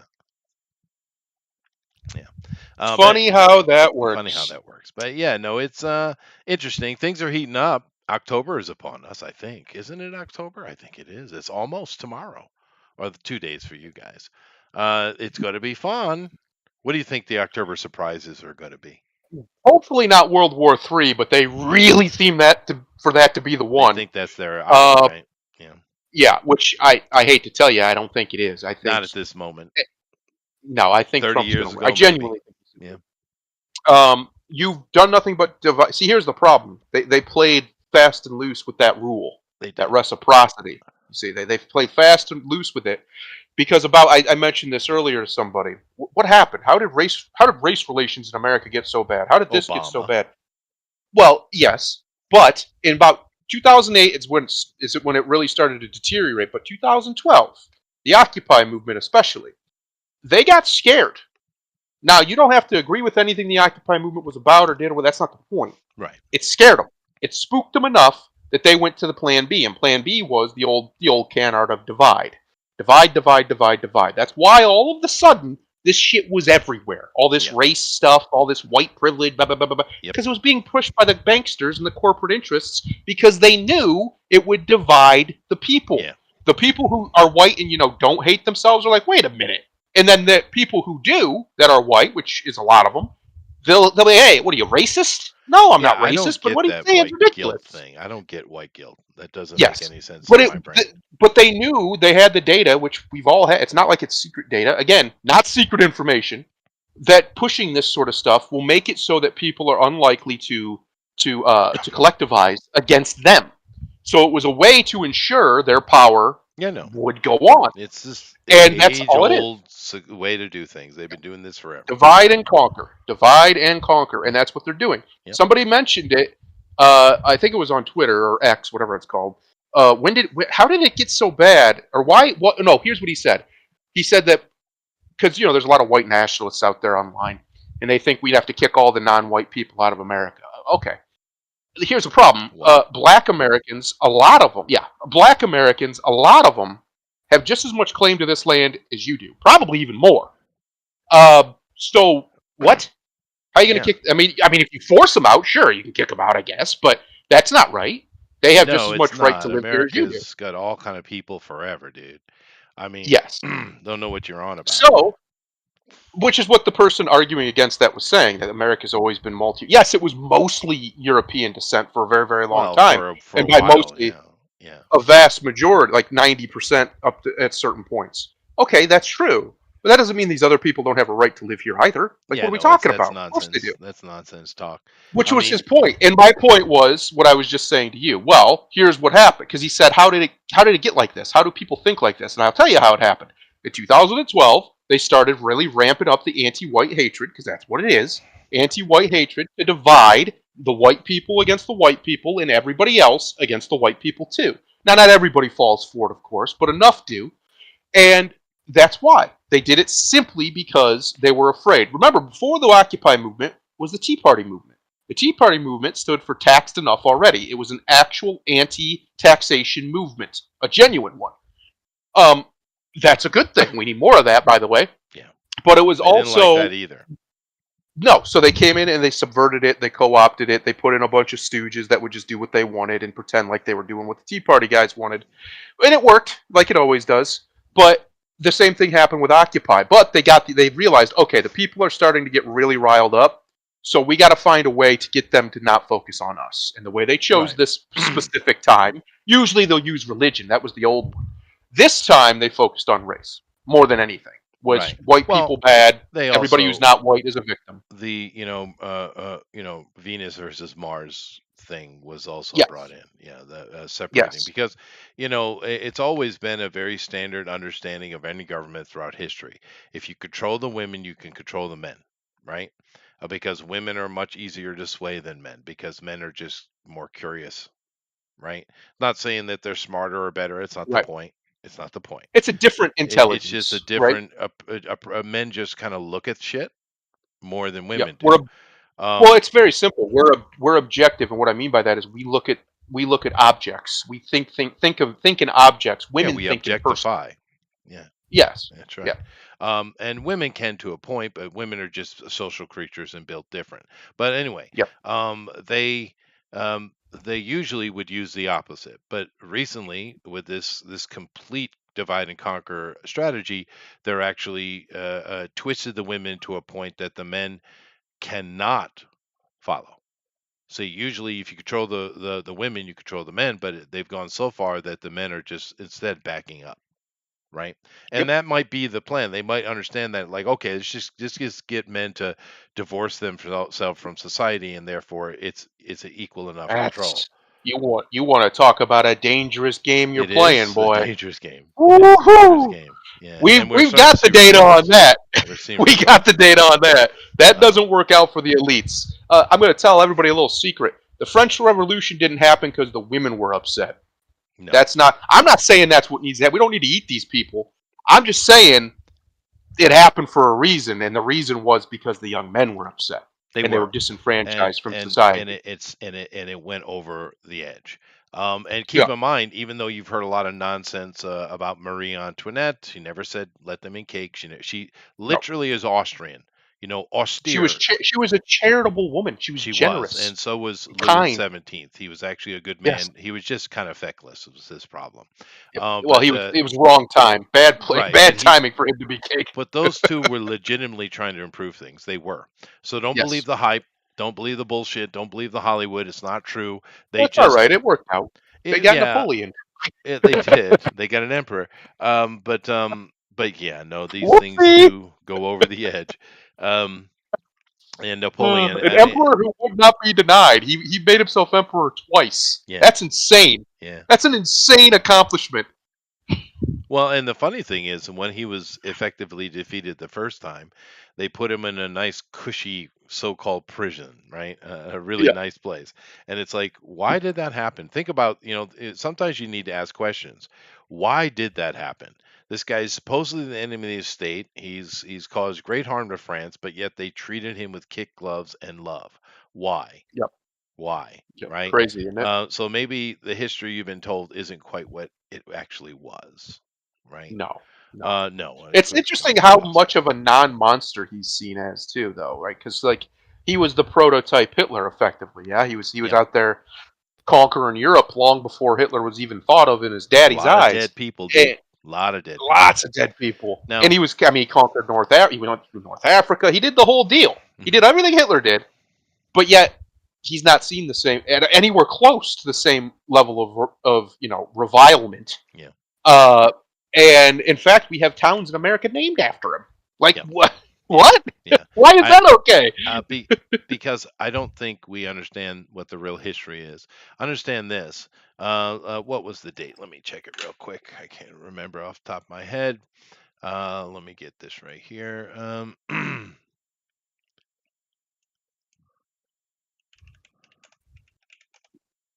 Question that I've always wondered: what was Napoleon after? Like, what Yeah, was he actually after? yeah.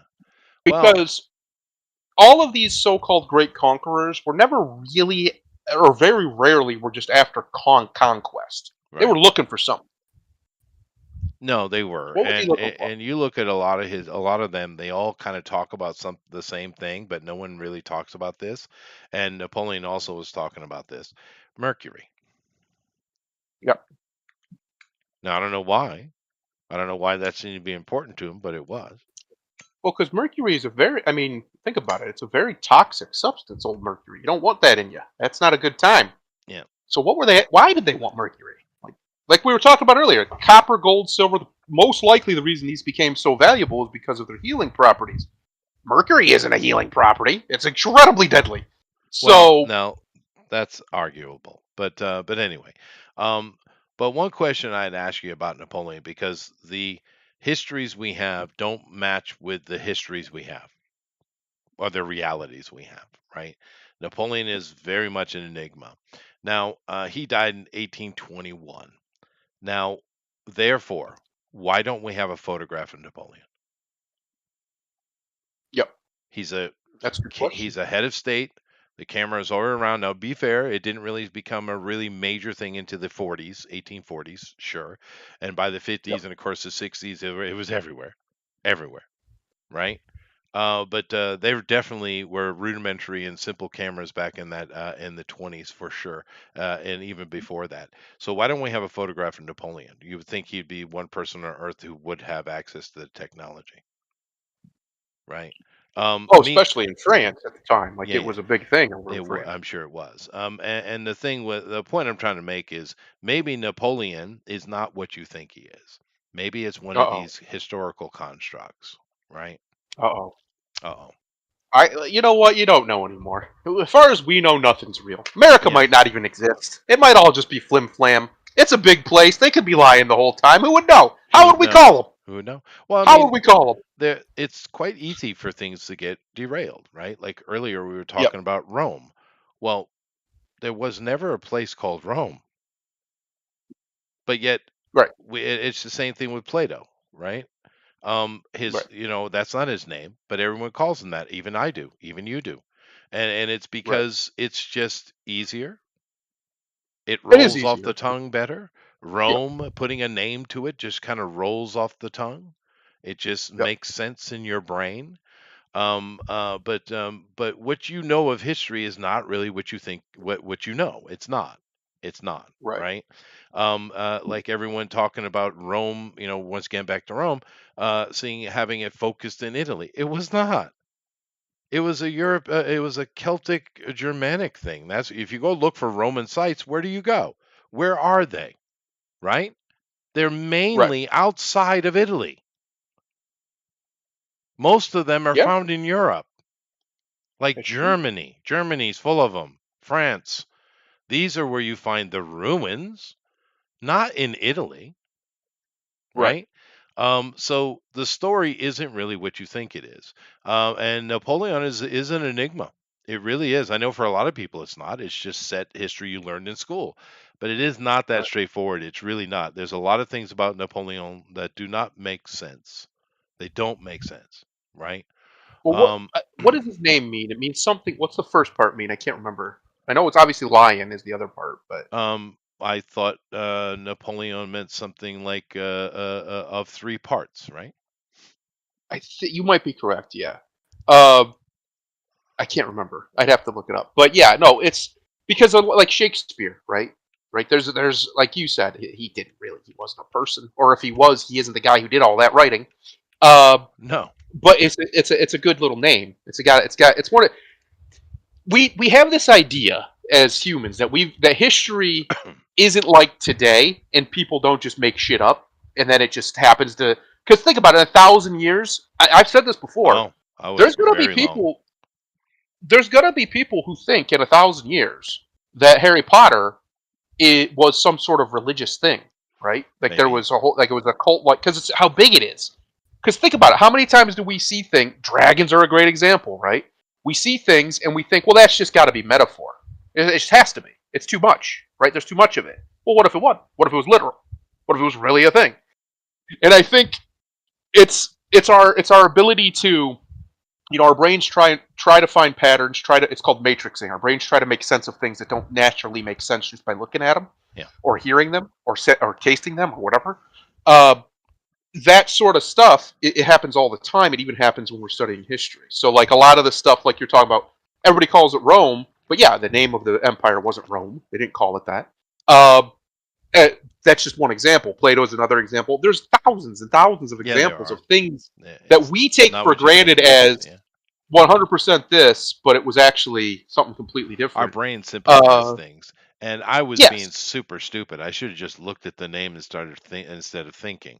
Of course, Yep. Nepo means Naples and Leon means lion. I mean, God, I'm an The idiot. Lion of Naples. The Lion There of you go. Naples. Yeah, what an idiot. But Yep. now that's an interesting thing. He's actually born on a little island, not in Naples. Right. However, the Lion of Naples, it must have something to do with some campaign or something. I don't know why he's called this. But Naples, keep in mind, is a very interesting city because that was founded and settled by Scandinavians. Right. Those are not Latins. Those are Scandinavians. A Scandinavian city. Um, so interesting. Interesting. Yeah. Very interesting. Hmm. It could be. You could be right. He may not have been real at all. We don't know. No, How would we know? we don't. I But mean, they lie about so much stuff that they don't have to lie about. They just do. Or maybe there is some grand reason that they're not telling us. It's why the flat Earth things, which obviously, I'm not saying I'm a flat Earther, but I get why these people have this question. they found a It makes sense discrepancy. why they Yeah. question. Yeah, and they're like, well, wait a minute. Well, why is that? Why don't you just tell us the truth then? Because as soon as that trust is broken, it's very hard to believe anything they say. Why would you? And that's where we're at with history. Like, we Yeah. talk about all the time. A great example is the Giants. They absolutely existed. I don't know why we pretend they didn't. They absolutely did. Yet we all have to just pretend like that's not real. That didn't happen. Um, it's just one of many examples of things that we know to be true because we know them, but that the mainstream or whatever you want to call it, we all pretend. Just pretend they're not real. We pretend like it wasn't this, that, or another thing. Grand delusions that keep society functioning. It can't be healthy long term, and it's probably why they all collapse. And ours is probably coming due. If we're being honest, we're getting real close. We're getting right on the Yeah. edge of the And time limit. Alan, he might well have, but that's not the point. I don't think that Napoleon is exactly as it is presented to you. I don't think it's accurate. I think there was more going on than what you're told. Right, It's not necessarily that he wasn't a real person. It's just whether what you're told about the events aren't accurate, because a lot of things don't add up. They just don't add up, right? right, And we see this a lot of things. Like for instance, we were talking about Aristotle, Stocles earlier, Plato, right? And he and other Greek philosophers, by the way, and scientists, they described the Earth. They said that it was a sphere. Yes, that was blue, green, and golden with a golden swirl, right? Is that's right. how they, and of course, keep in mind, Plato talked about space. He talked about other things living in space. Yep. It's a lot of interesting things Plato had to say. Now, for a It, long time, if you go back and was it look at, Plato? Was it Plato that described it more like a sea he did, space? Like it he was a did, sea? he Yeah, did. I thought so. But keep in mind that for us, for a long time, when we created imagery of the Earth, we made this blue ball, right, with some Yep. green, a map on top of it. But then we got these started getting imagery. Right now, we don't have a complete single shot, even though they say we do. We know we don't. But Right. nevertheless, what does the planet actually look like? It's not those old imagery they used to show of the blue ball with the green continents. It's blue, green, golden swirl is exactly what it looks like. It's exactly what it looks like, right? Now, us Yeah. today, we've seen so many imagery of the Earth in modern times that we're like, oh, okay, it doesn't even click with you because you don't understand how the old people think. I'm old enough to have seen the old things and know what they thought and seen the imagery, right? And the simple fact of the matter is, you have to ask questions. This person, Plato, whoever he was or whatever he was, um, had knowledge he should not have had. And a lot of people will take Socrates and Plato and glue them together as one person. Keep this in mind, even though it's supposed to be Hmm. student teacher type of situation, because we don't really know who was who and what was what, really. What we do know is there's a lot of really interesting philosophy. The entire modern philosophy of the world is based on Plato's thinkings. They just are, whether you like it or not. But Right. how did this guy know the things he do, or whoever it was? How did they see those things? There's a lot of questions and they will tell you that the Greeks thought the Earth was flat. It's not true at all. Not even close to being true. The Egyptian, no Right. one thought the Earth was flat. That was during the freaking Catholic Dark Ages, Yes, that was and I'm sure it peasants was mostly in promoted by Europe. them. Right. Right. Just keep them stupid. Yeah. No, you're correct. The especially the what we would consider the upper echelon, upper class, whatever you want to call it. They didn't believe the world was flat. They knew it was round. It wasn't a mystery. By the way, the priests and the monks and stuff who read the Bible also believed it was round because the Bible says it is. It's Yeah, God literally says at one point he looks down on the sphere of the earth. yeah. Now, some people think that's like a sphere of a table, but it's nonsense because no one at No. that time thought that. Matter of fact, if you go look, if you go back and you take a look at this is not as old as I'd like it to be, but if you go look at Constantine, now Constantine, put together a rather interesting looking cross, didn't he?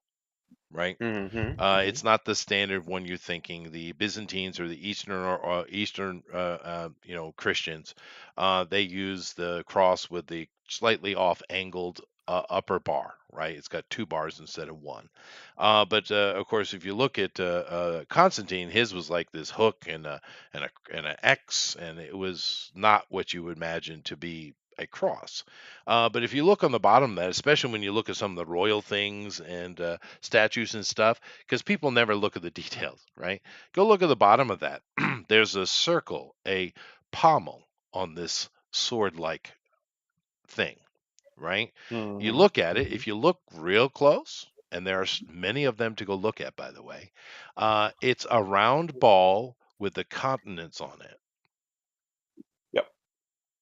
So not only does that blow out of the water the idea that they thought the Earth was flat, it also blows out the water that they didn't know where all the continents were, because clearly they did. And we have maps, centuries before that show basically the entirety of the world, right? Well, we know, like it's indisputable. They found animals. They found all sorts of fossilized creatures and things, even mummies with stuff in their gut that shouldn't be possible Right. unless they got it from over here. Yeah, like cocaine. Period. They seem to Yeah. like that, the Egyptians. So how unless they got over here, Yeah, yeah. right? No, I Like mean it. it's all nonsense. It's all Yeah. nonsense. Yeah, yeah. Silliness. Just silliness at this point. Yeah. Anyway, That was an interesting conversation, but I do want to get to the things I had for today because a couple of them are actually important. We have Um, good news. Well, this isn't good news, no, but but we we do do have have good good news. news. We do.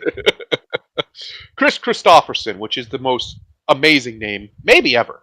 Legendary singer, songwriter turned Hollywood leading man, dies at 88 years old. That's good long life, 88. It Can't really is. beat that. Can't complain too No, much about safe 88. journey. Yeah, absolutely. Yep. But it's interesting because I saw many articles and they're all calling him a country singer. And I know he dabbled in it, but I never even thought of him that way. For me, he's an actor. I never thought of him as a singer. You? Well, my favorite song, I think he's in there. Am I misremembering? But yeah, I agree. Most of his fame for me is as an actor Yeah, than yeah. more than a Maybe we're singer. just not Yeah. old enough. Yeah. Probably. Yeah. Um, Probably. because this article's just talking about his music mostly. I guess he was that. It's just, it just for me, I never saw him in this way. I saw him as Right. an actor who I liked in many movies. He's kind of got that Sam Elliott thing going on, that Yep. level of cool. And I've enjoyed him in those movies. And of course, I have a little bit of his IMDb here. My And my actually genuinely favorite American song that's ever been made is "The Highwayman" by The Highwaymen, and all that was right, the super group with him, Johnny Cash, I think Willie, and Waylon Jennings. And I love that song. I'll listen to it anytime, all the time. And yeah, so that to me is him as a singer. That's pretty much what I I know see. of, right? Yeah, no, I know Yeah, that song you're talking about too. He's got 121 acting credits, so yeah. Okay then. did a little bit of acting, Yeah, yeah, did a yeah. little bit, A little a little bit. bit. Of course, Pat Garrett and Billy Kid, the old one from the 70s, pretty good movie actually. I like that one. Um, there's going to be a lot of stuff in here I don't know. Vigilante Force, I do know. A Star is Born, of course, very famous. They've remade that how many times now? I think A that lot. was a remake. I don't know why Hollywood's so desperate for this movie. They keep remaking it. I don't Let's either. see, Convoy. Oh, I forgot he was in that. He's Rubber Duck. Damn, Mm-hmm. dude, Mm-hmm. that Look at Convoy's a all them great movies in movie. the late '70s. Look at that. Bam, bam, bam, Yeah, bam, bam. yeah, yeah. Heaven's Knocking Gate, them out. another good movie. I don't know this one, the last horror movie though. He's uncredited. Interesting. Um, Flashpoint, of course, songwriter. No, that was actually a big kind of drama. Last Days of Frank and Jesse James. Mm-hmm. Mm-hmm. Blood and Orchids. Stagecoach. This is a TV movie, the remake of the John Wayne one, I guess. Yeah. Highwaymen. Highwaymen. Perfect. America. I don't know that one. The Tracker. I do. Big Top Pee Wee. One of the greatest underappreciated movies of all time. Big Top Pee Wee. It's actually great. Millennium, interesting. Let's see, starting to see less things I know here. Christmas in Ken. No, no, that's not the one I know. Yeah. Oh, he. These are. I don't know these things, dude. No, these are less I guess less known his stuff. heyday, late 70s and 80s. Fire Down Below. Okay, that's one. Let's see here. Blade. Yep, loved him as Whistler. Um, yeah, no. Is this the Mel Gibson payback? That was a pretty good movie. Yeah, no, That is a I good I movie. don't write Planet of the Apes. Okay, that was a successful one. Blade 2, of course. No, that was the unsuccessful one. That's right. Okay. Um, yeah, no, not as much. He really hit in the 70s and 80s. Although he's working, he's making money, making money, making money. And it even brings us until just a few years ago where he bowed out. So 6 years ago, he's been, I guess, in that downward run. But then again, 82, he stopped acting at 82. Yeah. Wow, Yeah. Yeah. That's pretty nuts. That's that pretty is. crazy. It's good long life. Can't really be mad about it. No, great Successful life. success and beloved. Like I said, my favorite song, legitimately favorite American song, is "The Highwayman" by The Highwaymen. It's it.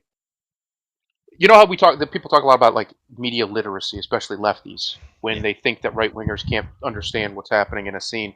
Well, that song encapsulates all of my Western chauvinism in one song. It is everything I talk about. How I talk about we come from bandits and brigands and raiders. and then we've literally gone to the stars with the same spirit. That's what that song's about. Is the same spirit and being eternal and being it always come again and da da da da. It's just a beautiful love letter to the Western spirit. That Oh, song that's is. cool. Yeah, Yeah. that's cool.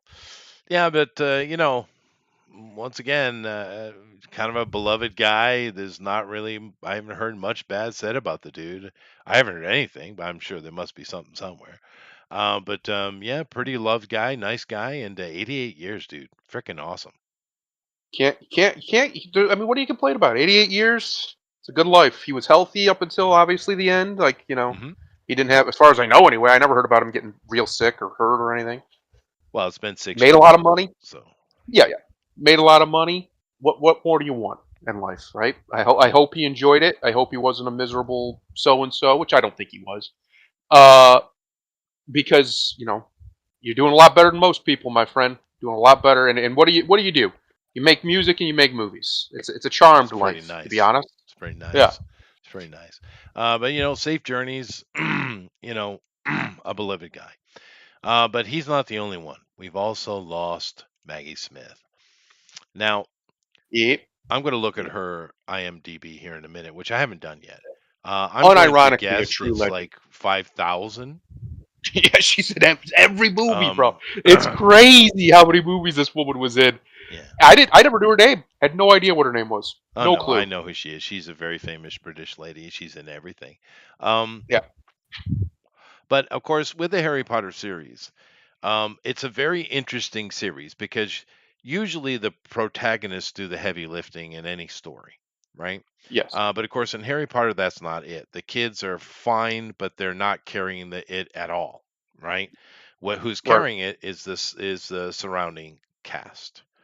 They're the ones who make that great, not the kids. And of course, you have her playing McGonagall, and she was wonderful at it. You had what's his name there playing Snape, but he's such a great actor.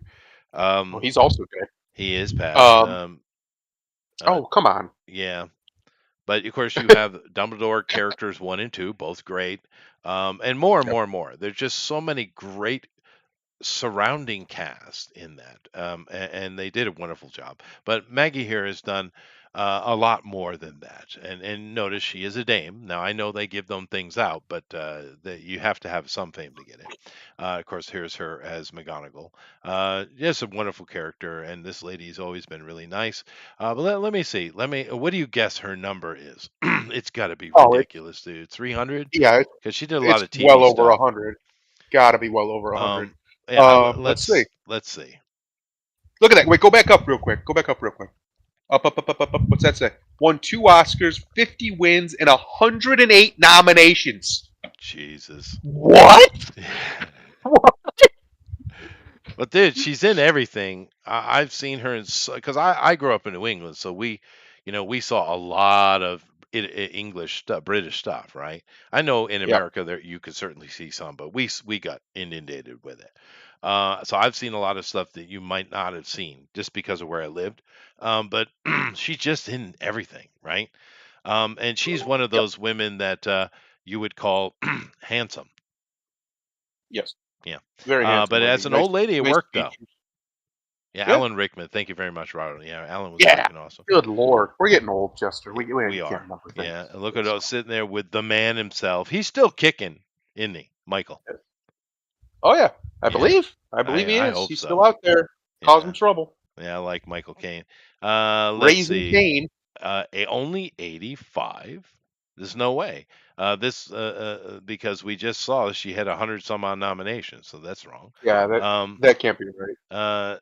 there's They're missing something something. she's playing Brunhilde, so she actually shot something. It isn't out yet. Interesting. Yep. Let's go down here, and that number can't be right. It doesn't match with the awards. Maybe Broadway. Maybe she did a lot of Broadway stuff. Could be. Could be. Could be. Anyway, let's take a look here. Let's see where something that I recognize. It's going to be a while, I think. Um, Othello. It was Othello, Othello. yeah, Desdemona. yeah, no, that's right. No, the actual movie of it. That's right, that's right. Yep. Um, Oh shit! so They couldn't make that today. There ain't no way. yeah, they No should. way. But let's see here. Oh, what a lovely war. This is a. I know that sounds familiar. I don't know.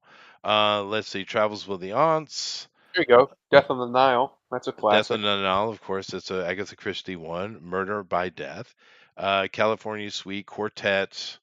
Evil Under the Sun. Clash of Clash the of the Titans. Titans, of course.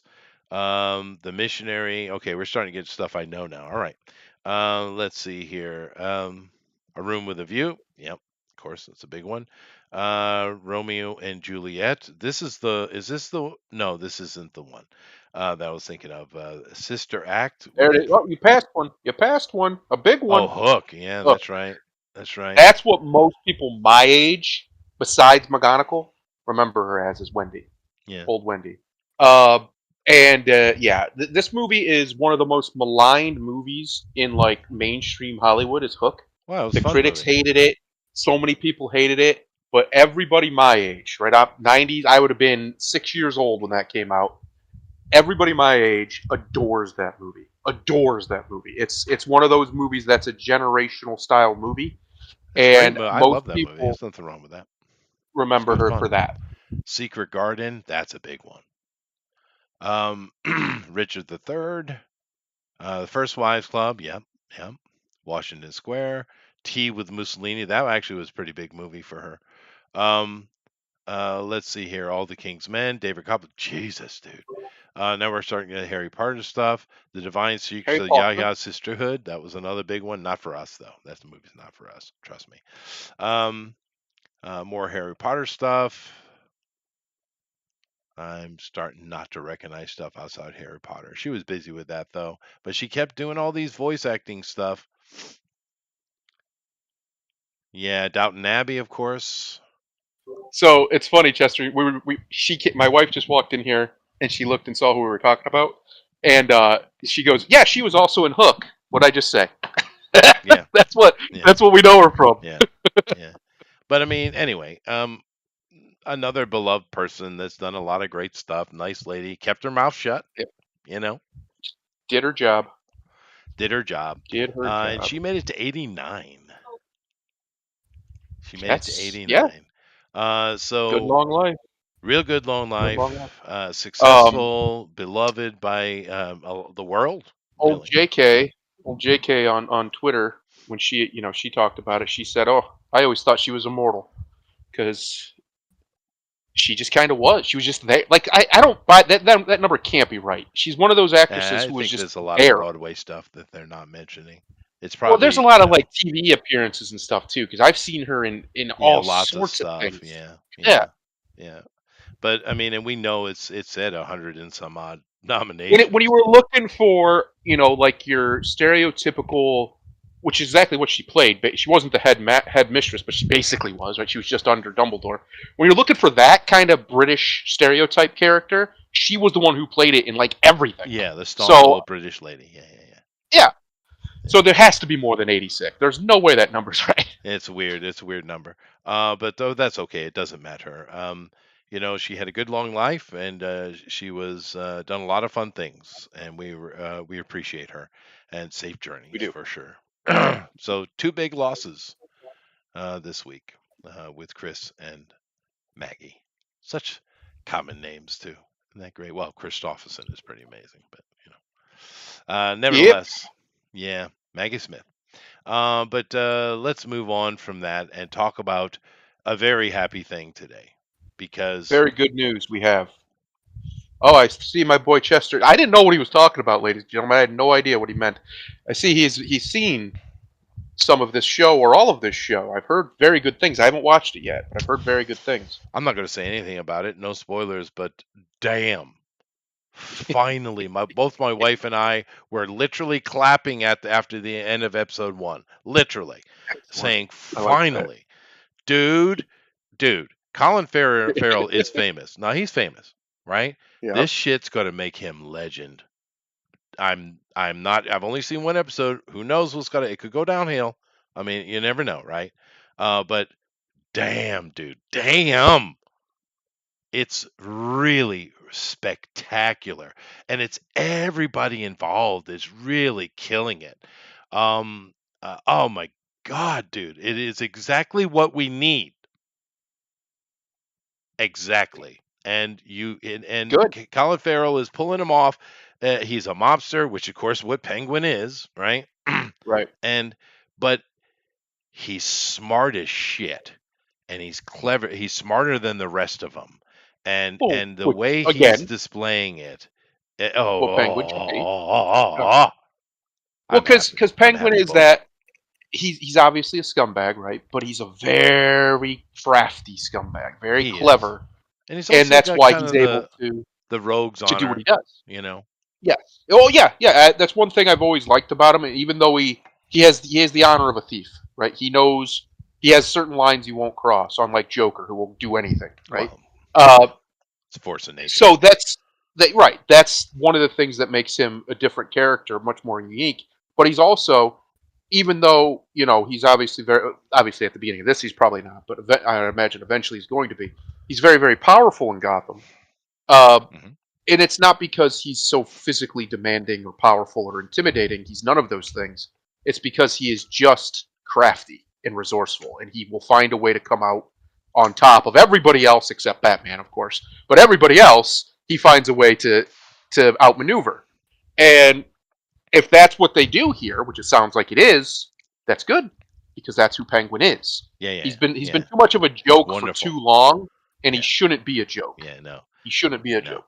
And Gotham, to be fair, I know a lot of people have their opinions on Gotham, and I get it.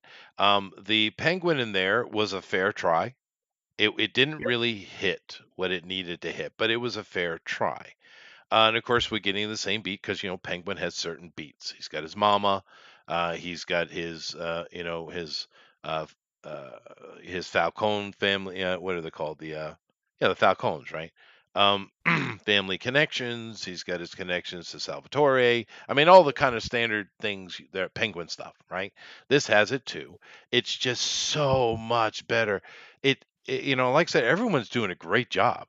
But frickin' Colin Farrell, dude, he's chewing frickin' continents, man. Right.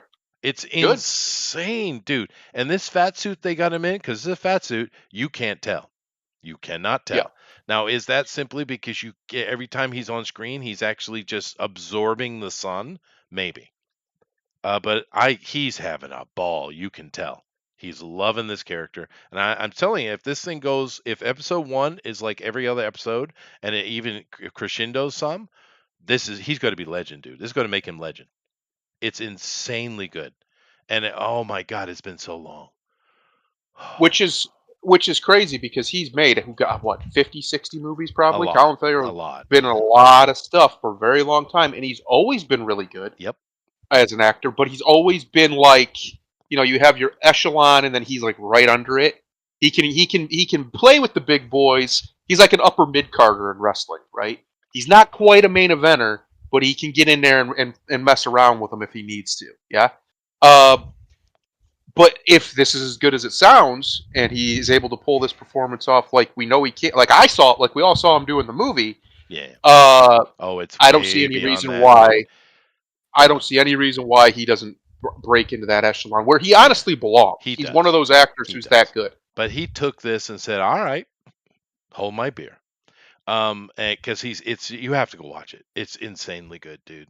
And they haven't called him Penguin yet. Spoilers. But the way they're dealing with his penguinness is very interesting, and there's even some nice homages, which I'll let you enjoy yourself as you watch it. And it's done so subtly and as it should be, right? But as you can see here in the picture, on his right leg, he has a brace. He's got like a club foot, right? Yeah. And when he walks, he kind of has a waddle because he's got a bag leg, a bag foot, right? Um, but it didn't slow his ass down none though, because this is a penguin that can do action if he need be, right? But it's just I just was my wife and I, and it might be a little bit of the fact that we haven't had anything really that good in so long. I mean, so long. There might be a little bit of that factor, but my wife and I were watching this, and the whole time we were just smiling and sitting on the edge of our seats and absolutely adored it for an hour. That's good. Listen, we don't have to agree with Mr. Reeves' politics. We obviously And he's probably involved don't. with this.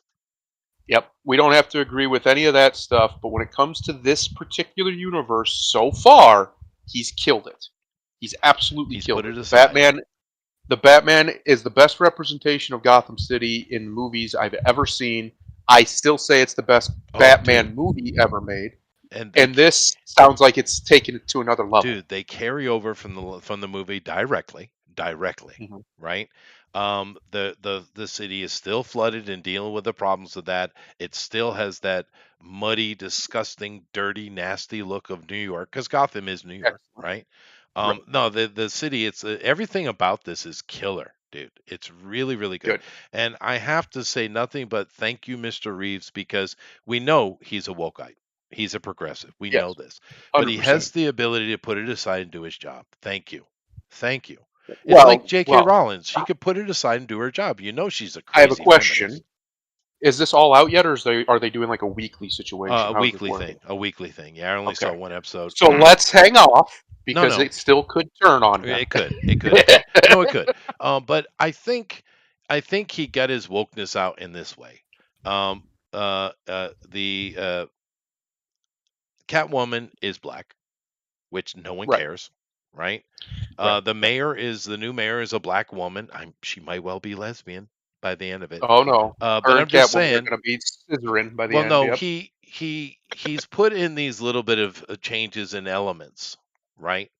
But they're That ones are that largely makes the Catwoman thing do, that was done doesn't so matter. long It's ago been done many that it times. largely doesn't matter, and Yeah, she's sexy as shit. So I'm not complaining smoking. because they could have went with just some ugly ass black girl, and they No, no, didn't. They no. went out and found one who Drop dead. epitomized Yeah, Catwoman, yeah, yeah. right? And she did a good job. So yeah, she did a fantastic job, I thought.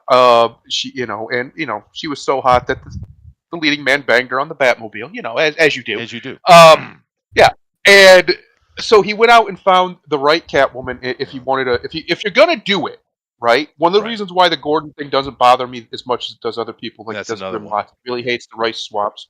And I agree, I hate race swaps too. But if you're gonna do it, at least get somebody who's phenomenal, And he is a good right? actor, but I don't like his Yeah, Gordon. But I he's a don't good either. actor. I think Um, his Gordon doesn't really make sense. If no, that it makes sense, doesn't. you know It what I doesn't mean? feel like Yeah. Gordon. But give him No. time because that's all kind of starting, right? We'll see Yes. how that goes. But I'm saying he has got his woke stuff in, but it's not the focus, right? All comics over here, Lena laying it, Dunham, Leah dude, Dunham, Catwoman. you should draw that this week. Goodness gracious. Oh Um, God, nobody should draw that ever. Don't even let the AI have that. No. yeah, no, don't even put it to the AIs. But like I said, obviously we need to take caution because who knows where it's going to go. But I just feel like Matt Reeves, he's got the woke stuff out of his blood and put it in those little characters, but he didn't focus on it. He just said, okay, well, I'm going to make some black people here because the world needs to be more black. But then, okay, now we're going to tell our story. Okay, thank you, thank you, right? Yes. But nevertheless, he is involved with this. Of course, he's involved with all these things. The majority of this is, and of course, keep in mind, Colin Farrell is an executive producer on this project. Right. Um, but I just got to cross my fingers. But Well, I damn, watched dude, that when the movie came out. Him and Sparkle Boy Pattinson did a lot of. He's always going to be Sparkle Boy. Sorry, Robert. You seem like a good dude, but sorry, you're Sparkle Boy for life. you are smart Uh, for life, yeah. uh, they put out a lot of interviews, and some of the interviewers actually had real questions. I know, crazy, and it just showed that these two men, especially, had a deep desire to do this right, and they had fallen in love with Batman. Whether they were already or not is largely irrelevant. They did their homework. Pattinson was talking about how he read all kinds of stuff from the '70s all the way up to the now basically of Batman, which he probably could go back further too. But okay, that's better than not doing it. Yeah, it's And Hugh Jackman. Colin obviously, Mr. Farrell has obviously done his homework on everything he's ever done because Well, he's a professional. it's his nature. Yeah. Yeah, and it's very clear because you could hear the way they would talk with great reverence for it. They understood to some degree, they clearly understood what they were doing was more important than just a paycheck. And if they wanted to do it right, they had to do it right. And it seems like that's translated to two men and the director, of course, the guy, Reeves, who are very invested in making sure they nail this. Because Batman has become such an important character to America, especially, but the world in general, that you got to take it more seriously than Zack Snyder's dumbass was doing. Yeah, no, It definitely. deserves that level of almost, and I hate to say it this way, but unfortunately it's true, almost a religious reverence when you're making a thing for it, because to a lot of people, these characters are stand-ins for their ability to express morality, right? That's what we use superheroes as. That's why that stuff's important. That's why Superman's so important. That's why when they fuck him up constantly all the time, it's enraging because he's too important to screw up. Batman has been lucky by and large. He hasn't really been screwed up too much. It's happened a couple times, but by and large, the Batman movies have been the best of the best when it comes to superhero movies up until Marvel finally got their shit together. Uh, so it's very good to see, is my point, that both Mr. Reeves, the director, and the guy who's in charge of this particular universe of Batman, the guy playing Batman, and Penguin, who looks like he's probably going to end up being one of the main villains throughout the whole thing. Please. Uh, yes, is they're all taking it very, very, very seriously. It's not just a paycheck. Cool. It's not just a cool thing they get to do. Yeah. They see what they got here, and they want to make it the best Batman property ever put to film. I hope. And that's I hope awesome. they do. Yeah, I hope they do. Yep. Yeah, and with Colin here, this is there's a lot of homage and little things. There's no member berry stuff though. It's very subtle. Only an Right. actual comic book person would notice it. To be honest with you, it's not beat. You're not beat over the head with it. But one thing that they did really really well is Penguin is a scumbag. He is. Right? There ain't no getting around. He's not a good guy. This isn't a situation where they always want to make the good guy, the bad guy justified. The trend for the past decade, right? No, he's a scumbag. But here's the thing: you want him to win.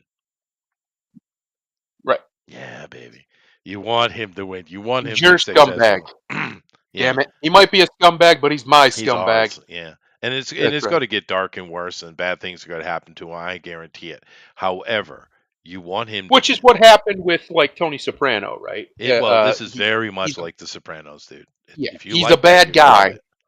but you rooted for him, Yeah. right? If you watch that show. Yeah, absolutely. And I think that's definitely what they were going for. I mean, even kind of looks like Tony Soprano a little bit. That's kind of definitely what they were going for, and it sounds like you're not the only. I've heard from multiple people now. They nailed it. They Dude, absolutely it's nailed freaking it. spectacular so far. Yeah. Yes, It's give them really, time. really good. There's plenty of runway left for them to crash. I don't feel that's going to happen though, because if you look how they structured and set it up for what they're going to do, it's I don't know how you would screw it up, because obviously they're not going to kill him off, because that would be a mistake. They're not going to do that, just by the way that's been set up. What we're seeing is the origin of Penguin is really what it is. Like I said, they're not even calling him that yet, right? He's not been called that yet. There will be. Oh, they said the thing. It's coming, I'm sure. But this is the origin of Oswald Cobb. They don't call him Cobblepot. They drop the pot for some reason. But it's more Italian, I guess. It fits more. But whatever. This is the origin story of it, and so far, man, wow. Raja Ghul, Tommy Walnuts. Thank you very much, Alan. Well, because Mr. Reeve did recently say that he's going to try and stay away from the fantastical, which I think is a bad idea. I think he could pull it off and make it work. But okay, that's fine. You want to stay away from it, stick more to the underworld Batman stuff. That's Penguin all good doesn't shit need there it. too. Yeah. No, Penguin doesn't need it at all. I just personally want to see a cool Clayface. Yeah, that's no, all. I'd love to see a good Clayface too. But who knows? Who knows how they'll go? But maybe a little hint of something sciencey or something. But it doesn't have anything to do with this conversation. Well, the reason why I'm bringing that up is because if they're the reason why he's saying that is because people were asking him about it, and the reason people were asking is because obviously they want it. However, him saying no means he knows exactly where he's going. He knows he has a plan. He's trying to get to that from point A to point B. It's not some hopscotch nonsense where he doesn't know what he's doing from one movie to the next. And I think that's one of the reasons why the end of the first movie resonated with me so much is because it's really feels like he had a plan and he has a plan and he knows where he's trying to go. And like we said, yeah, the worst character in the first movie is Batman It is. because he's not Batman yet. No. He's just not. He's close. He's wearing the clothes of Batman. He's acting like Batman a little bit, but the character, the thing that makes Batman Batman, he hasn't learned yet. And by the end of that movie, I think he's on that path, if not maybe even learned it. Uh, and that's important. So my point is, he has a plan, and he's executing his plan. It's not just let's make a cool, superhero movie. It's not just we're going to try and make this grand, overarching MCU and tie everything. No, he has a plan for these characters, and the Penguin getting his own show kind of tells me that the plan for Penguin is he's going to end up being the big bad of the whole thing, and Batman's going to have to deal with him one way or the other. Maybe Yeah. that would be smart, especially when you have an actor of this caliber. Use Yes. what you got. Use what you got. But I'm going to be. My wife and I are going to be watching every episode. Like I said, we were sitting on the edge of our seat the whole time. We both said the same thing. Finally, right? It's just so good. It's so good. And it hits you. Oh, that was great. And then another scene comes. Oh my God, it's great. And then you keep saying that the whole damn time, right? Right. It's Right. just scene after scene. He just eating it up, and the cleverness of Penguin, the subtle streetwise cleverness of the Penguin that Colin Farrell is playing. It really shines because it's so subtle, but it's right there. The genius behind the beady eyes, the way And he's I dealing love with the stuff. idea of him overcoming all these other right, eventually winning and becoming the king of the underworld or whatever the plan is here, right? Um, and then the only one he can't beat, at least not beat enough, is Batman, because that's how it should be. Everything he's able to do, his wit, his what'd you say, street smarts, Hmm. all of that stuff, Batman does better, and he just can't beat him. I Yeah, but love that idea. see, the I thing love that is, idea. the Penguin they've given us, though, I don't know from the movie and the one episode, and Alan says the second episode drops today. Well, I will be watching it. But I don't think he needs to be an adversary to Batman. I Well, he's think, gonna be. well, in the long run, but from Yeah. his point of view, the Batman might be a useful thing. Well, I think that's how it's going to play for the next, because I think the plan is 3 movies. The next movie will definitely be that. They're not allies, but they're not exactly enemies because Penguin is a stabilizing force, right? Like you said, the city's That's true. flooded, the underworld's in chaos. Batman can't handle all of it by himself. He's just one guy. But Penguin could bring it, lasso it in, bring it in, get it under some sort of structure, use that structure to tame it a little bit, Because and then he's him and pissed at what Batman the have a Riddler problem. did, by the way.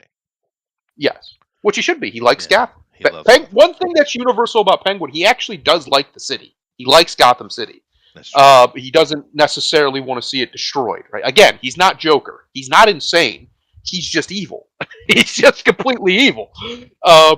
And that's fine. That actually makes a pretty compelling villain because it's not just pure madness. Pure madness is great, but he has a desire to rule the city. He doesn't want to destroy it. Yeah, and they tell you his motivation very early. And there's a monologue very early in the episode where he says exactly what it is he wants, and what he wants is to be loved, right? Yes. That's what as he wants. most tyrants do. They want to be loved. He wants to be loved. And the lady, everybody does such a good. Victor, you're gonna love Victor, by the way. And Victor is, one of those, gotta have one of every color, right? I mean, he's like Right. a Latino black, but Victor is lovable as hell, right? But the woman, I don't know her name, but so Victor's gonna die. Got it. probably, yeah. But the lady they got playing his mother, I've seen her before. I don't know her name offhand, but damn, dude, because if you know Penguin, you understand his mother's a big part of him, right? Hmm. She made him, and she's you know a absolutely insane, tyrannical, evil bitch, right?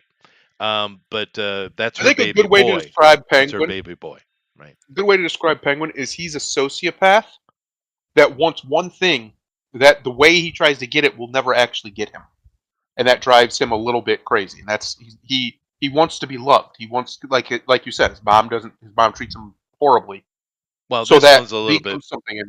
And more subtle and therefore better. But yeah, you're yes, right. His mom treats him horribly. Yeah. he wants to be loved. Whereas a good counterpoint I keep going back to him is Joker, who's a complete and utter psychopath. He doesn't care about any of that shit. He just likes to laugh at Well, misery, right? He likes Michael to make Caine things put it horrible. the best. Some people just want to see the world burn. Right. And And Penguin doesn't. He wants to rule that world so that the people will love him. yeah, It's more pathetic, even though it's, better, I guess, but it's still more pathetic because it, Joker's is far more, what's the word I'm looking for? It's far more pure. It's just a yeah, no, pure it's desire like for Islam. destruction and chaos. Yes. Yes. Yes. He simply wants to rule because it's how he gets his validation. Joker's doesn't care about validation. He doesn't Yeah, give a shit. He wants to but watch the world burn. I'm telling you what, there are going to be moments where you don't realize you're holding your breath, and then you're going to roar. Several moments Excellent. in the just a single Well, I'm episode. going to wait till it's done because I want to watch it all at once. I hate Dude, waiting. I'm I've patient. been waiting a day to talk about it. Good. That's good though. That's how it should be. Yeah. That's how it should be. Well, the water cooler Uh, talking, no one has that anymore. And that's our one thing my wife and I was just we finally. It's been so damn long since we had something really good. Yes, it has. It's true. Especially it's a series. It's been. Whew. Well, if you were into Game of Thrones back in the day, you had that, but I wasn't. Yeah, the first four Um, seasons, sure. Yeah. Breaking Bad was that way. Yep. The Shield back in the day, way back in the day, it was that Yeah. way. Like it's been a while. Sopranos, obviously. It's been a while since we've had something that was just. Good. It was so much fun to just watch. Yeah. Right? You didn't need anything else. You just get to watch it and go for the ride. And it's good. It's well told. It's made by adults for Oh adults. no, this So is yeah. our boy Booster's been watching with his girl. He's been watching Star Trek: The Next Generation because he had never watched all of it before, Oh, they're good. Yeah. and he's like, "This is insanely well written. Like nobody." Yeah. The word he used is sincere. Everything is done in sincerity, Especially season meaning 3 on. Yeah. yes, nothing in there is written tongue in cheek unless it's meant to be a joke, of course. But you know what I mean. They're trying to tell actual stories, and Yeah. they're doing it Science sincerely. fiction. Yeah. Yes. It sounds like this show is doing the same thing with what would be like fictional crime stuff, uh, which is good. And it's been a long time. And I agree with you that we've had something that took its source material not literally, but very, very seriously and sincerely, Yeah, and yeah. tried to make it something And better. if the entire series is like episode 1, this will be better than everything you just mentioned. Good. Yeah. And about the Penguin of all things, of all characters Wow. that you could do it about, the Penguin, bro. Dude, it's just freaking Colin Farrell. I mean, God. I mean, every time you see him, he's always interesting and great. You can't not notice Colin Farrell in the shit he's in, even in some Yep. dumb Guy Pearce movie, right? Yes. He He always has been. absorbs light. He's And one that guy. of he is, and one of my favorite movies of Collins is the remake of Fright Night. And Yes. usually remakes suck, but I actually love that movie. It's not the same as the original. Original was tongue in cheek, with Roddy McDowall, of course, but in of course David Tennant plays the Roddy McDowall character in the remake, but the Colin Farrell version is very serious. There's no comedy at all, but he kills that role, Colin. And yeah, oh dude, I just hope they don't screw it up. That's all. I don't even want to think about it. I'm just gonna watch it. Yeah, Good. yeah, That's what you want. So you want to be able to just stop worrying about it. But unfortunately, for the yeah, last decade or yeah. so, Hollywood has done everything they could to put a whole lot of dicks in our soup. right? Now we got to worry about every time I take a drink of my soup, I got a dick in there that I got to worry about. Right. And I don't want dicks in my soup. I don't want Don't want dicks it. in my soup Don't. either, No, unless they're no. Keep the spotted. dicks out. No, no, no. Not even those. Get it out. Just anything named Let's Dick spray doesn't it. need to be in my food. But no, and he's so down to earth, and oh, you got to go watch this thing, dude. Oh, I will. Oh, Yeah. it'll happen. I mean, when's the It last will time happen. you heard me excited about anything? It's been a while. A Yeah. while. Yeah. A while. And there's been a Yeah, few no. things I've enjoyed, but this thing just hit hard. It's like Sledgehammer, dude. And I Excellent. just can't praise Colin Farrell enough. And a lot of times we get something that's really good, but it's the main character and everything else around it is a bit soft and pudgy. Right. Everybody in this is killing it, dude. Clancy Brown's in this shit. Is he now? Yes, he plays Salvatore. Excellent. I mean, come on now. I mean, Excellent. it clicking. Anyway, let me move on because I'll just drool, and let's go to something that is odd. What do we got here? Megalopolis, looking like a massive flop at box office. Wild robot surprises. Why are these questions? Okay, now Wild Robots is a little animated thing that I saw the trailer and I was like, yeah, whatever. But it looks like it might be a fun little family outing. Cool, great. You know, and end of it. I thought Chester hated everything. No, Joshua, I just am very picky. But so I don't really care about Wild Robot. If it's a great little fun family movie, awesome, right? Um, I want to talk about Megalopolis. This is Francis Ford fucking Coppola, right? Yeah. Name a bad movie he's made. Uh. Yeah. Hmm. hmm Yeah. I Well, can't. you I don't can't. got one. Because Don't got he one. is really picky about what he makes, and the things he makes are really great.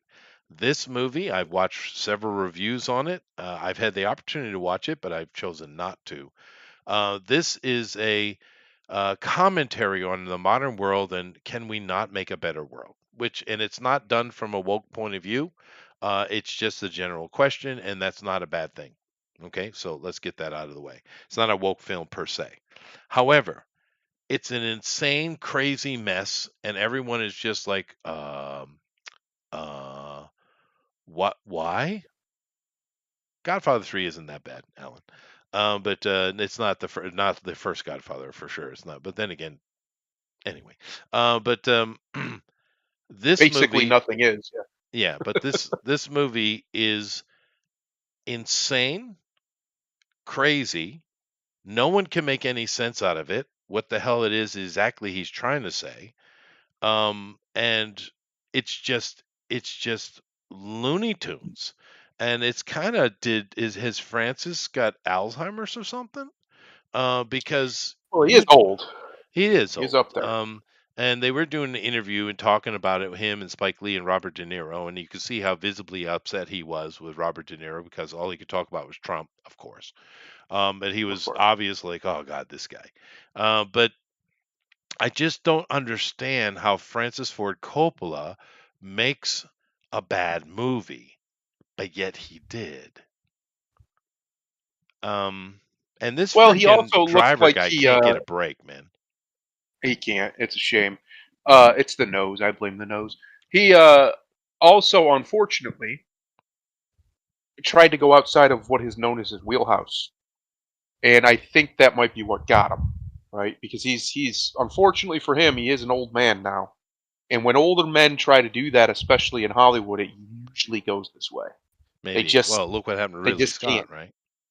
Yes, they Yeah. just can't get out of what made them, even if they want to. Yeah. And it's largely due to the fact that, as you get older, it gets harder to learn new things and harder to express things the way you want to, just the way it is. Yeah. And I think that's probably what happened here because we Yeah. all know he's a phenomenal.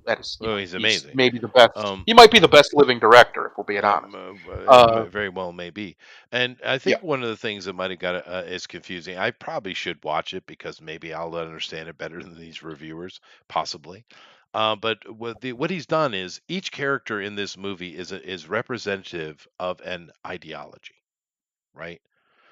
They're Yep. not characters. They represent an ideology, each actor, right? Right. So that is not standard already. Already you're kind of off the board, right? And you're trying to create a character that represents an idea. And that's, I would assume, a difficult thing to do successfully, right? Right. Yep. So maybe that's where he run into trouble. But a lot of people said the first half of the movie they kind of got what they were after, and then the second half of the movie is like, what the hell just happened? I mean, everyone is kind of this. The standard thing is, what did I just watch, right? And let's take a look at the box office here real quick. All right. Now, Wild Robots has come out and did okay. That's not a winning scenario at all, especially we know how expensive these freaking animated movies are, right? But Beetlejuice in what, week 3, 4? Already, I mean, still making money. Transfer One is absolute bomb. Do you see it anywhere here? I don't see it. No. No. Nope. There it is, right there, number 6. Eesh. That's not good. And That's not a I've good seen the number. trailer. This is a multi-$100 million movie. There's a lot of special effects in it, and there's a lot of Yeah. big time actors in it, right? Yeah. So that's dismal. And it's not going to get better because everyone's watching the reviews. Everyone was, I think, same as me. It was like, what is this, right? Yeah. But like we had a Cronenberg movie come out a couple of years ago, right? And I was kind of like, huh, what, what, And I haven't watched it yet, even because Cronenberg movies are hard to sit through anyway. But nevertheless, this is going to flop in a most ridiculously hard way, dude. That is 4 million in Yep. opening weekend, dude. I mean, you've got to be kidding me. No, it's done. That's over. See ya. Yeah, and Uh, keep in mind that Not each good. of these showings, there's a section in the middle of the movie where um, there's a dialogue that's really kind of going over the idea where they're just they kind of shrink the screen shrinks in, and there's just this I don't know, maybe it's Driver's character or somebody's talking to you and basically laying out the idea of a better future, right? But someone walks in, comes up in front of the screen, an actual person, and starts like a dressed like a journalist and is writing down like they're taking notes from this conversation. So this is an additional cost. So what do we got? We got 1,800 theaters, 1,854 theaters right now, and they have multiple showings. So that's another cost that's been thrown on top of this movie, right? They each one of Right. those people has to be paid, right? But that is really bad. Transformer One, once again, these animated movies are expensive, and this is bombed hard. And the sad thing about it is, all of the reviews for Transformers One is it's actually really good. Yep. Yeah. But And it's what sucks about it is that I've heard the same thing too. That most people seem to enjoy it. What sucks about it is it's largely what we wanted, but here's what got them: the marketing campaign was retarded. yeah, it looked like It a was kids real movie. bad. It looked like a stupid kids movie. It looked like nothing but a bunch of yucks every which way you look, and that's unforgivable. Yeah, If you were going to make make this movie in earnest, the first Transformers movie is a fucking good movie. Just period. Not a good Transformers movie, not a good kid movie. It's a it's good well movie. made. Yeah, Yeah. So if you were going to do this in earnest, you should have made it look like you were doing it in earnest. One of the things that we've learned over the last few years is that a bad trailer and a bad marketing campaign can kill even the best movies. Dungeons and Dragons, I'm looking at you. That's a good movie. That's a it is a fun good little movie. movie. It's fun. And they fucked it. They Fucked it did right because up they with can't their shut marketing their campaign. damn mouth. Just like the Yep. Ghost of Yotai, which Yep. Yotai, which is Ghost of Tsushima, of course, was quite successful. Well, I actually did want to get into that a little bit, but we went a little long here. Yes, I do find it very interesting that people want to give them the benefit of the doubt. Why? Just because they made one good game? One good game Well, that, by the way, was woke as shit, but everybody ignored it because it was still a good game. right. Ghost of And Tsushima is a great game. I'm not going to sit here and tell people not to play it. You should play it. However, the main character is an insufferable little F word because he backstabs his own uncle who did nothing but take care of him because tradition bad and honor bad. Not kidding. That's his motivation. There's multiple girl bosses in feudal Japan. Straight up warriors, like they're like straight up badasses, which didn't exist. No. The main bad guys are the Mongolians, and they're basically just Mongolians bad. Kill them. Well, but there's a part in that game, and I don't even care if it's a spoiler. The game's 8 years old. There's a part in that game, or 6 years old. There's a part in that game where you literally the game tries to justify to you doing something that is so dishonorable, it's disgusting, and that if anybody does it today, which we know they do, most people in the world see it as evil, and that is to use chemical weapons against people. Right. You're forced to do this as the main character because your character has decided that it's okay because it's to save Japan or something. But it's just evil. Like there's no justification. Even your, like I said, your uncle, the one who is honorable, said he's at that point he basically has to disown you because of what you just. He can't look past what you just did. Right. And the game tries to play it off as he's wrong. Like what?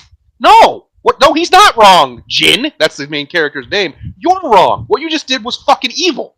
Period. I don't care if these were bad Mongolians. They're still people. And what you did was wrong. There was no honor in it, especially considering the whole part leading up to that. It shows you that you don't have to be dishonorable. The entire message that the game's telling you to this point is that your uncle's way of doing things can and will work. Just do it. And then he's like, nah, he's wrong. Let's go murder these people. Right. And he just does. Well, that's fair. My point is that these people have pretended that this game wasn't already woke. It was. It just wasn't egregiously woke. It was a different level. Right. It's still a phenomenal game, and I still recommend you play it for the art and the combat and the just the way that the world feels. It's phenomenal. Jin is the worst part about it, in my estimation, as a main character. So him getting replaced, less of a problem for me. I would have liked his story to continue. I would have liked to maybe have a reconciliation moment with him and Honor, and he come to understand why it's important, so he could actually learn a moral lesson. Mm-hmm. We're not going to get that now, apparently. He's just going to be a dishonorable piece of shit, and that's just the way it is. Right. And then we go to the new game. Well, let's see. They hire a hardcore woke activist who's ugly and untalented, who they knew, by the way, they knew she wouldn't. They did this on purpose. They gave her a list of people to block on Twitter immediately, and she did, because they knew what was going to happen. They named it Ghost of Yotai. What's the acronym for that, Chester? You think that's an accident? No. Yotai means it's a mountain in Japan. It means... I know what it is. It means the sheep's hoof is what Yotai. What is Ghost of Yotai? G-O-Y. Think that was an accident? You don't think they're trying to get the chuds by calling them goys? That's exactly what they're doing. 100% that's what they're doing. You mean goyams? Yes. Yeah. It's a racial slur that Jews have for everybody who isn't a Jew. Goy. Yeah, sure. Gentiles. Yeah. Yes. That's 100% what that is. That's intentional. They could have picked any damn mountain in Japan and named it after it. Nobody's even heard of that mountain, by the way, except for people who are Japan nerds. No, my wife never heard of it either. Me either. I just know what Yotai means. They could have picked any mountain in Japan to tell this same exact story. They picked that one on purpose. We have to stop giving them the benefit of the doubt. They're not idiots. They're evil. And they're doing what they're doing because they makes them happy to hurt you. Yeah, maybe. How many times have they done it? Sony is the worst in gaming. The worst. Because they've sold out to California. Honestly, this girl, though, kill all gamers, it's a bit much. Yes. Don't you think? That they knew that? You think they didn't know all that? They hired her on purpose. This was intentional. They know what they're doing. They don't like making money, I guess, but they know what they're doing. Look at Concord. They put $400 million that we know of, probably more, into Concord, and nobody bought the damn thing. And they're going to do it again. Spectacular bomb, yeah.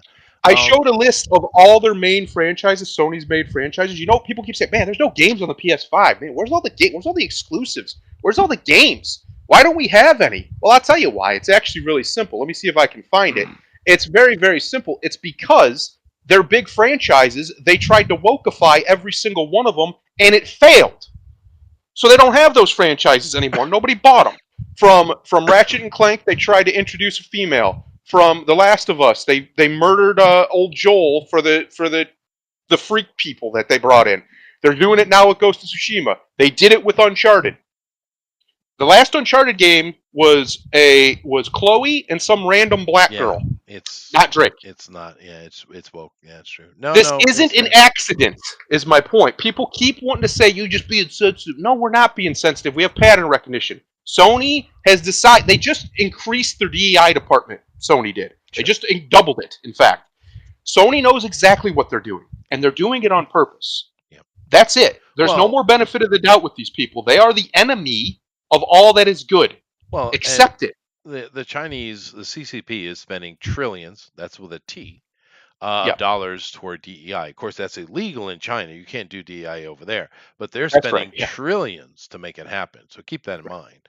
And by far the best game that came out this year that I've played, and by most people's account, is Wukong.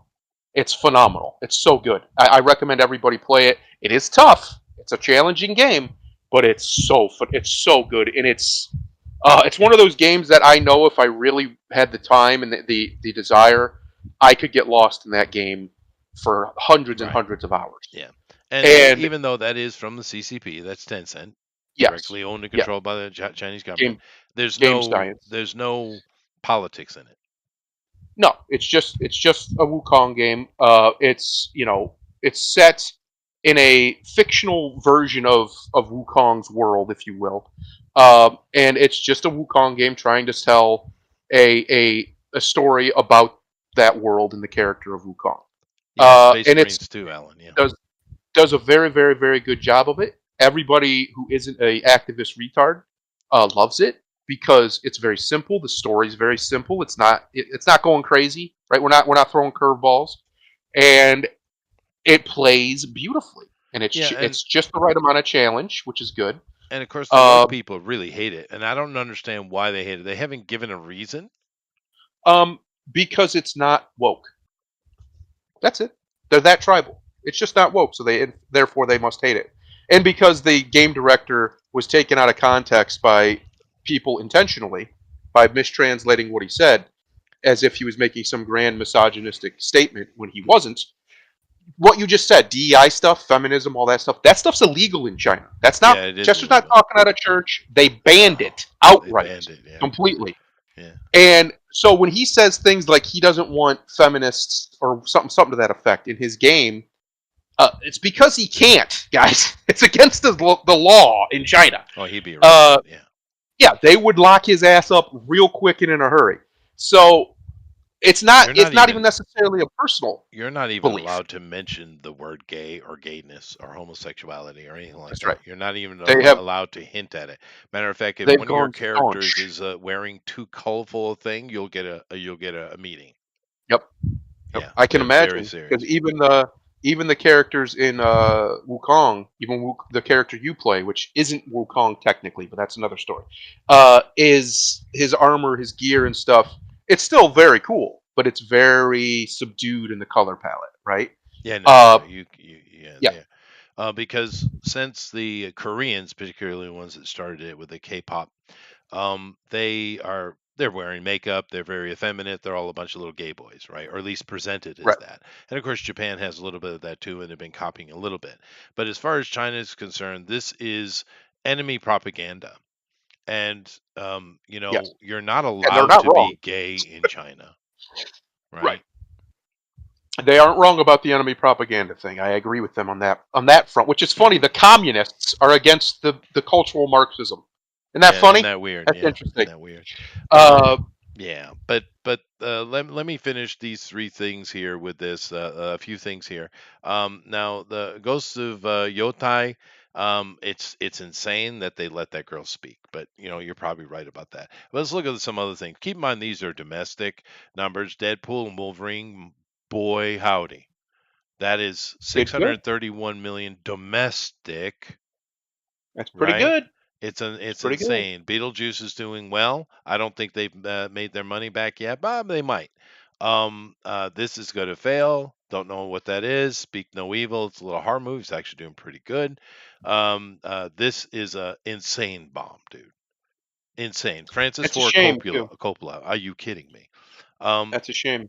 yeah. Now this one right here, My Old Ass, is a dumb little. It's not made much movie, but it's a girl who is, young and party, party. I'm a girl. Boys, come on, open season, three at a time.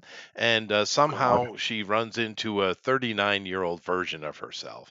And that 39-year-old version says, yeah, you might want to back up.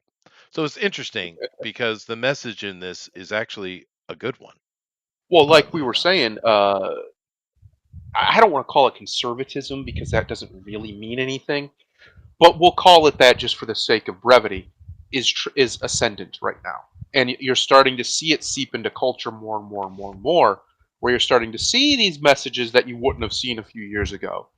For instance, we see now a lot more people. I even used it on here. Will say things like retard. A few years ago, you get you get yelled at for that. Now people don't really care. Uh, and what I mean by that is certain things that were considered verboten are becoming unverboten. That's just one example. But another one is it's coming back in a big way, slut shaming. And it's coming back in a big way because one, it should, because these women have gone nuts. And two, the men don't want them. The No. the passport bro phenomenon is growing, Yeah, and it's growing by leaps and bounds sure. because these women are ending up in their 40s and their 50s. Apparently, this one's 39, alone and miserable, and they make videos on TikTok of where have all the good men gone? Well, you chased them off, honey. That's where they went. Yeah, They well, probably would have you taken did you, it. but you chased them off. You did. Uh, yeah, and they don't. So we're starting to see the only way to give accountability to women is, unfortunately, for most women, not all of them, but most of them, you can't do it directly. You can't do it one to one unless you're their dad or something. Even then, sometimes you can't.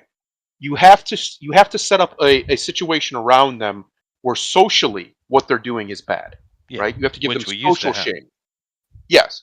And that is coming back in a very big way because the young men have decided they'd like some wives, please. Mhm. Please, may I have a wife, please? Yeah. And some of these young men are fairly accomplished. They're fairly handsome. There's nothing necessarily wrong with them. They could get laid. They probably do. But they're not just after that.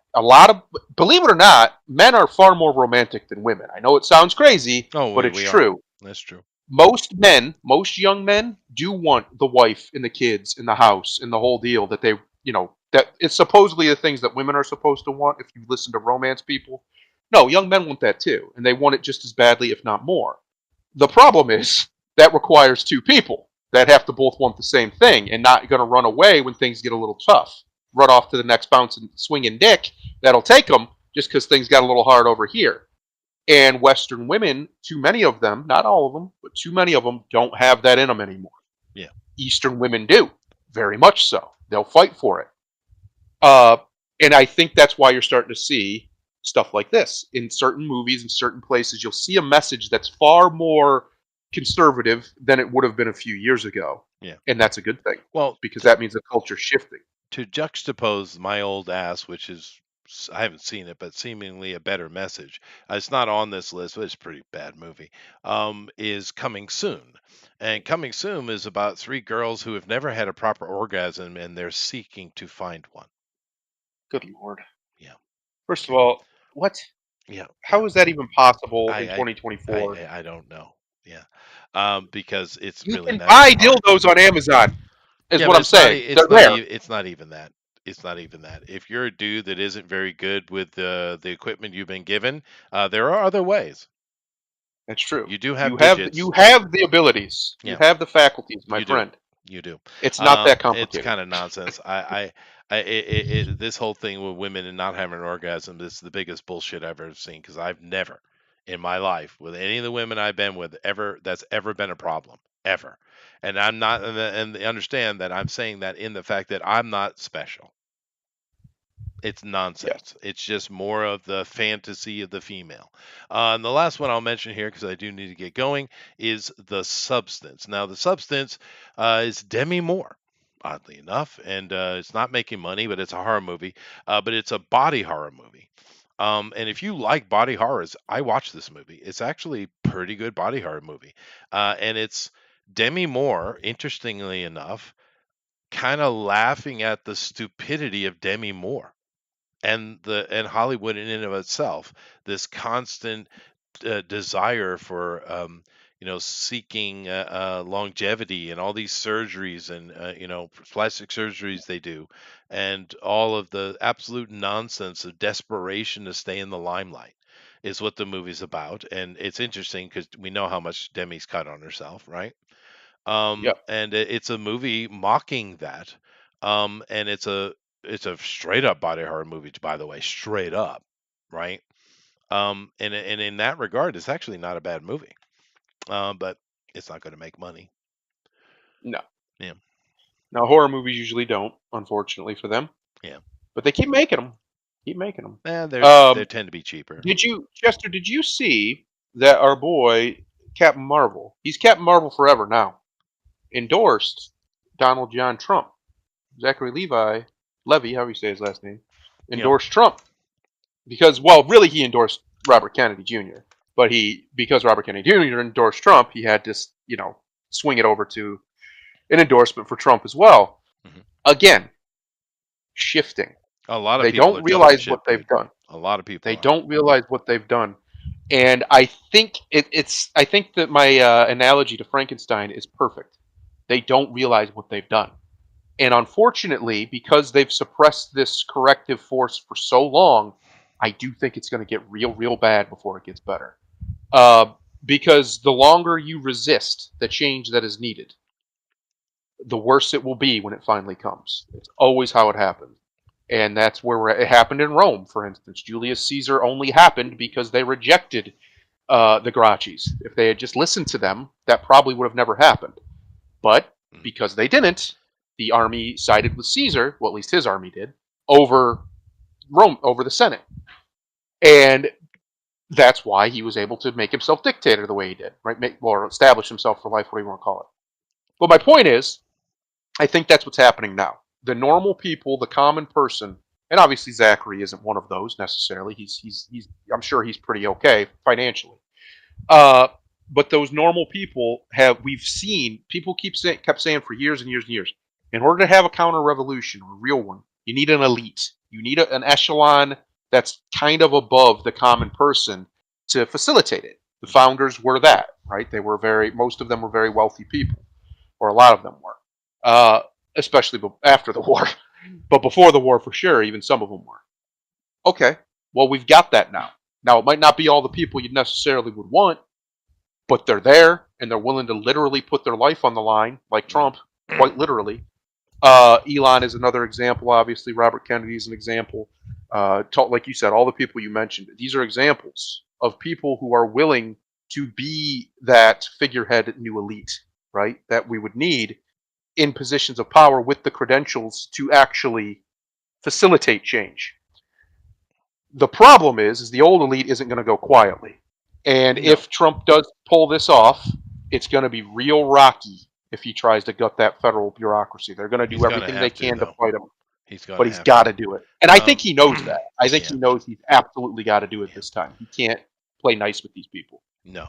And another thing we got to keep in mind is, with the Diddy thing, right? The Sean Combs thing. Yeah. We've seen a lot of people trying to get out ahead of it and point fingers and blame others, right? We've seen a lot of that. A lot of leaked photos, a lot of leaked videos, a lot of things. Every day there's more ammunition, coming out. But also you've seen a lot of Hollywood people that are dead silent, right? Yep. And you got to keep this in mind. Diddy is not in charge of anything. He is a tool, and I'm sure he's well aware of it. So they've used him and other means to gain blackmail and power over people. So how many of these Yep. Hollywood people that keep coming out and endorsing Democrats, like for instance recently with Kamala? I mean, she's an idiot. Everyone can see this, right? But they're endorsing her because they were told to, and someone has power over them, right? How Right. widespread is that? How many of these people are on DD tapes or other similar tapes, right? Because if you think that Diddy was the only weapon they were using, come on, dude. I mean, come on. There are other No. people that they're using Yeah. as well. And That is an insane shitstorm, and I'm surprised he's still alive. To be honest with you. It is interesting that they haven't Epsteined him. It'll be curious. It'll be very curious what happens with that, because if the rumors are true, which they seem to often be lately, there is a lot of very famous, wealthy, connected people on these Mhm. tapes doing Yeah, things that they definitely should not be doing. yeah, Uh, Most likely, we'll never see hide nor hair of those tapes, at least not for a very long time. But if there's any justice left in our system at all, this could be one of those moments, a watershed style moment where things change very quickly and a lot of people get got, or it could not. yeah. Epstein didn't really do much, even though he should have brought down the world, basically, because we know we have a pretty good idea who was in his logs and things. I Well, yeah, guarantee you and he had tapes too. that's true. And of course, now the FBI has those tapes, so they can blackmail people. How handy. Yes, But yes, and of course, this is why the FBI needs to be dismantled. Plain and simple. yep. We need to get rid of. Rip it He down. needs to shut the entire government down and rebuild. And that sounds extreme, but dude, I mean, what other choice do you have? He Rip it needs to. down. Salt the earth on the ground that it stood, Yep. and let's all just forget it never happened Yep. or ever happened. Yep. Because well, we saw Melee do it, and it worked. Worked just fine. Yeah. And that Everybody's doing well. Everybody's El happy. Salvador dude said something similar too. They just talk about Okay. Yep. him just brutalizing gang members, but he did more. But nevertheless, I got Yep. to go to work, so takes out of here. Chester better go to work. I'm just going to do your favorite one because it's very easy. The master is not the one who completes his training. The master is the one who never stops. Namaste. Later, everybody.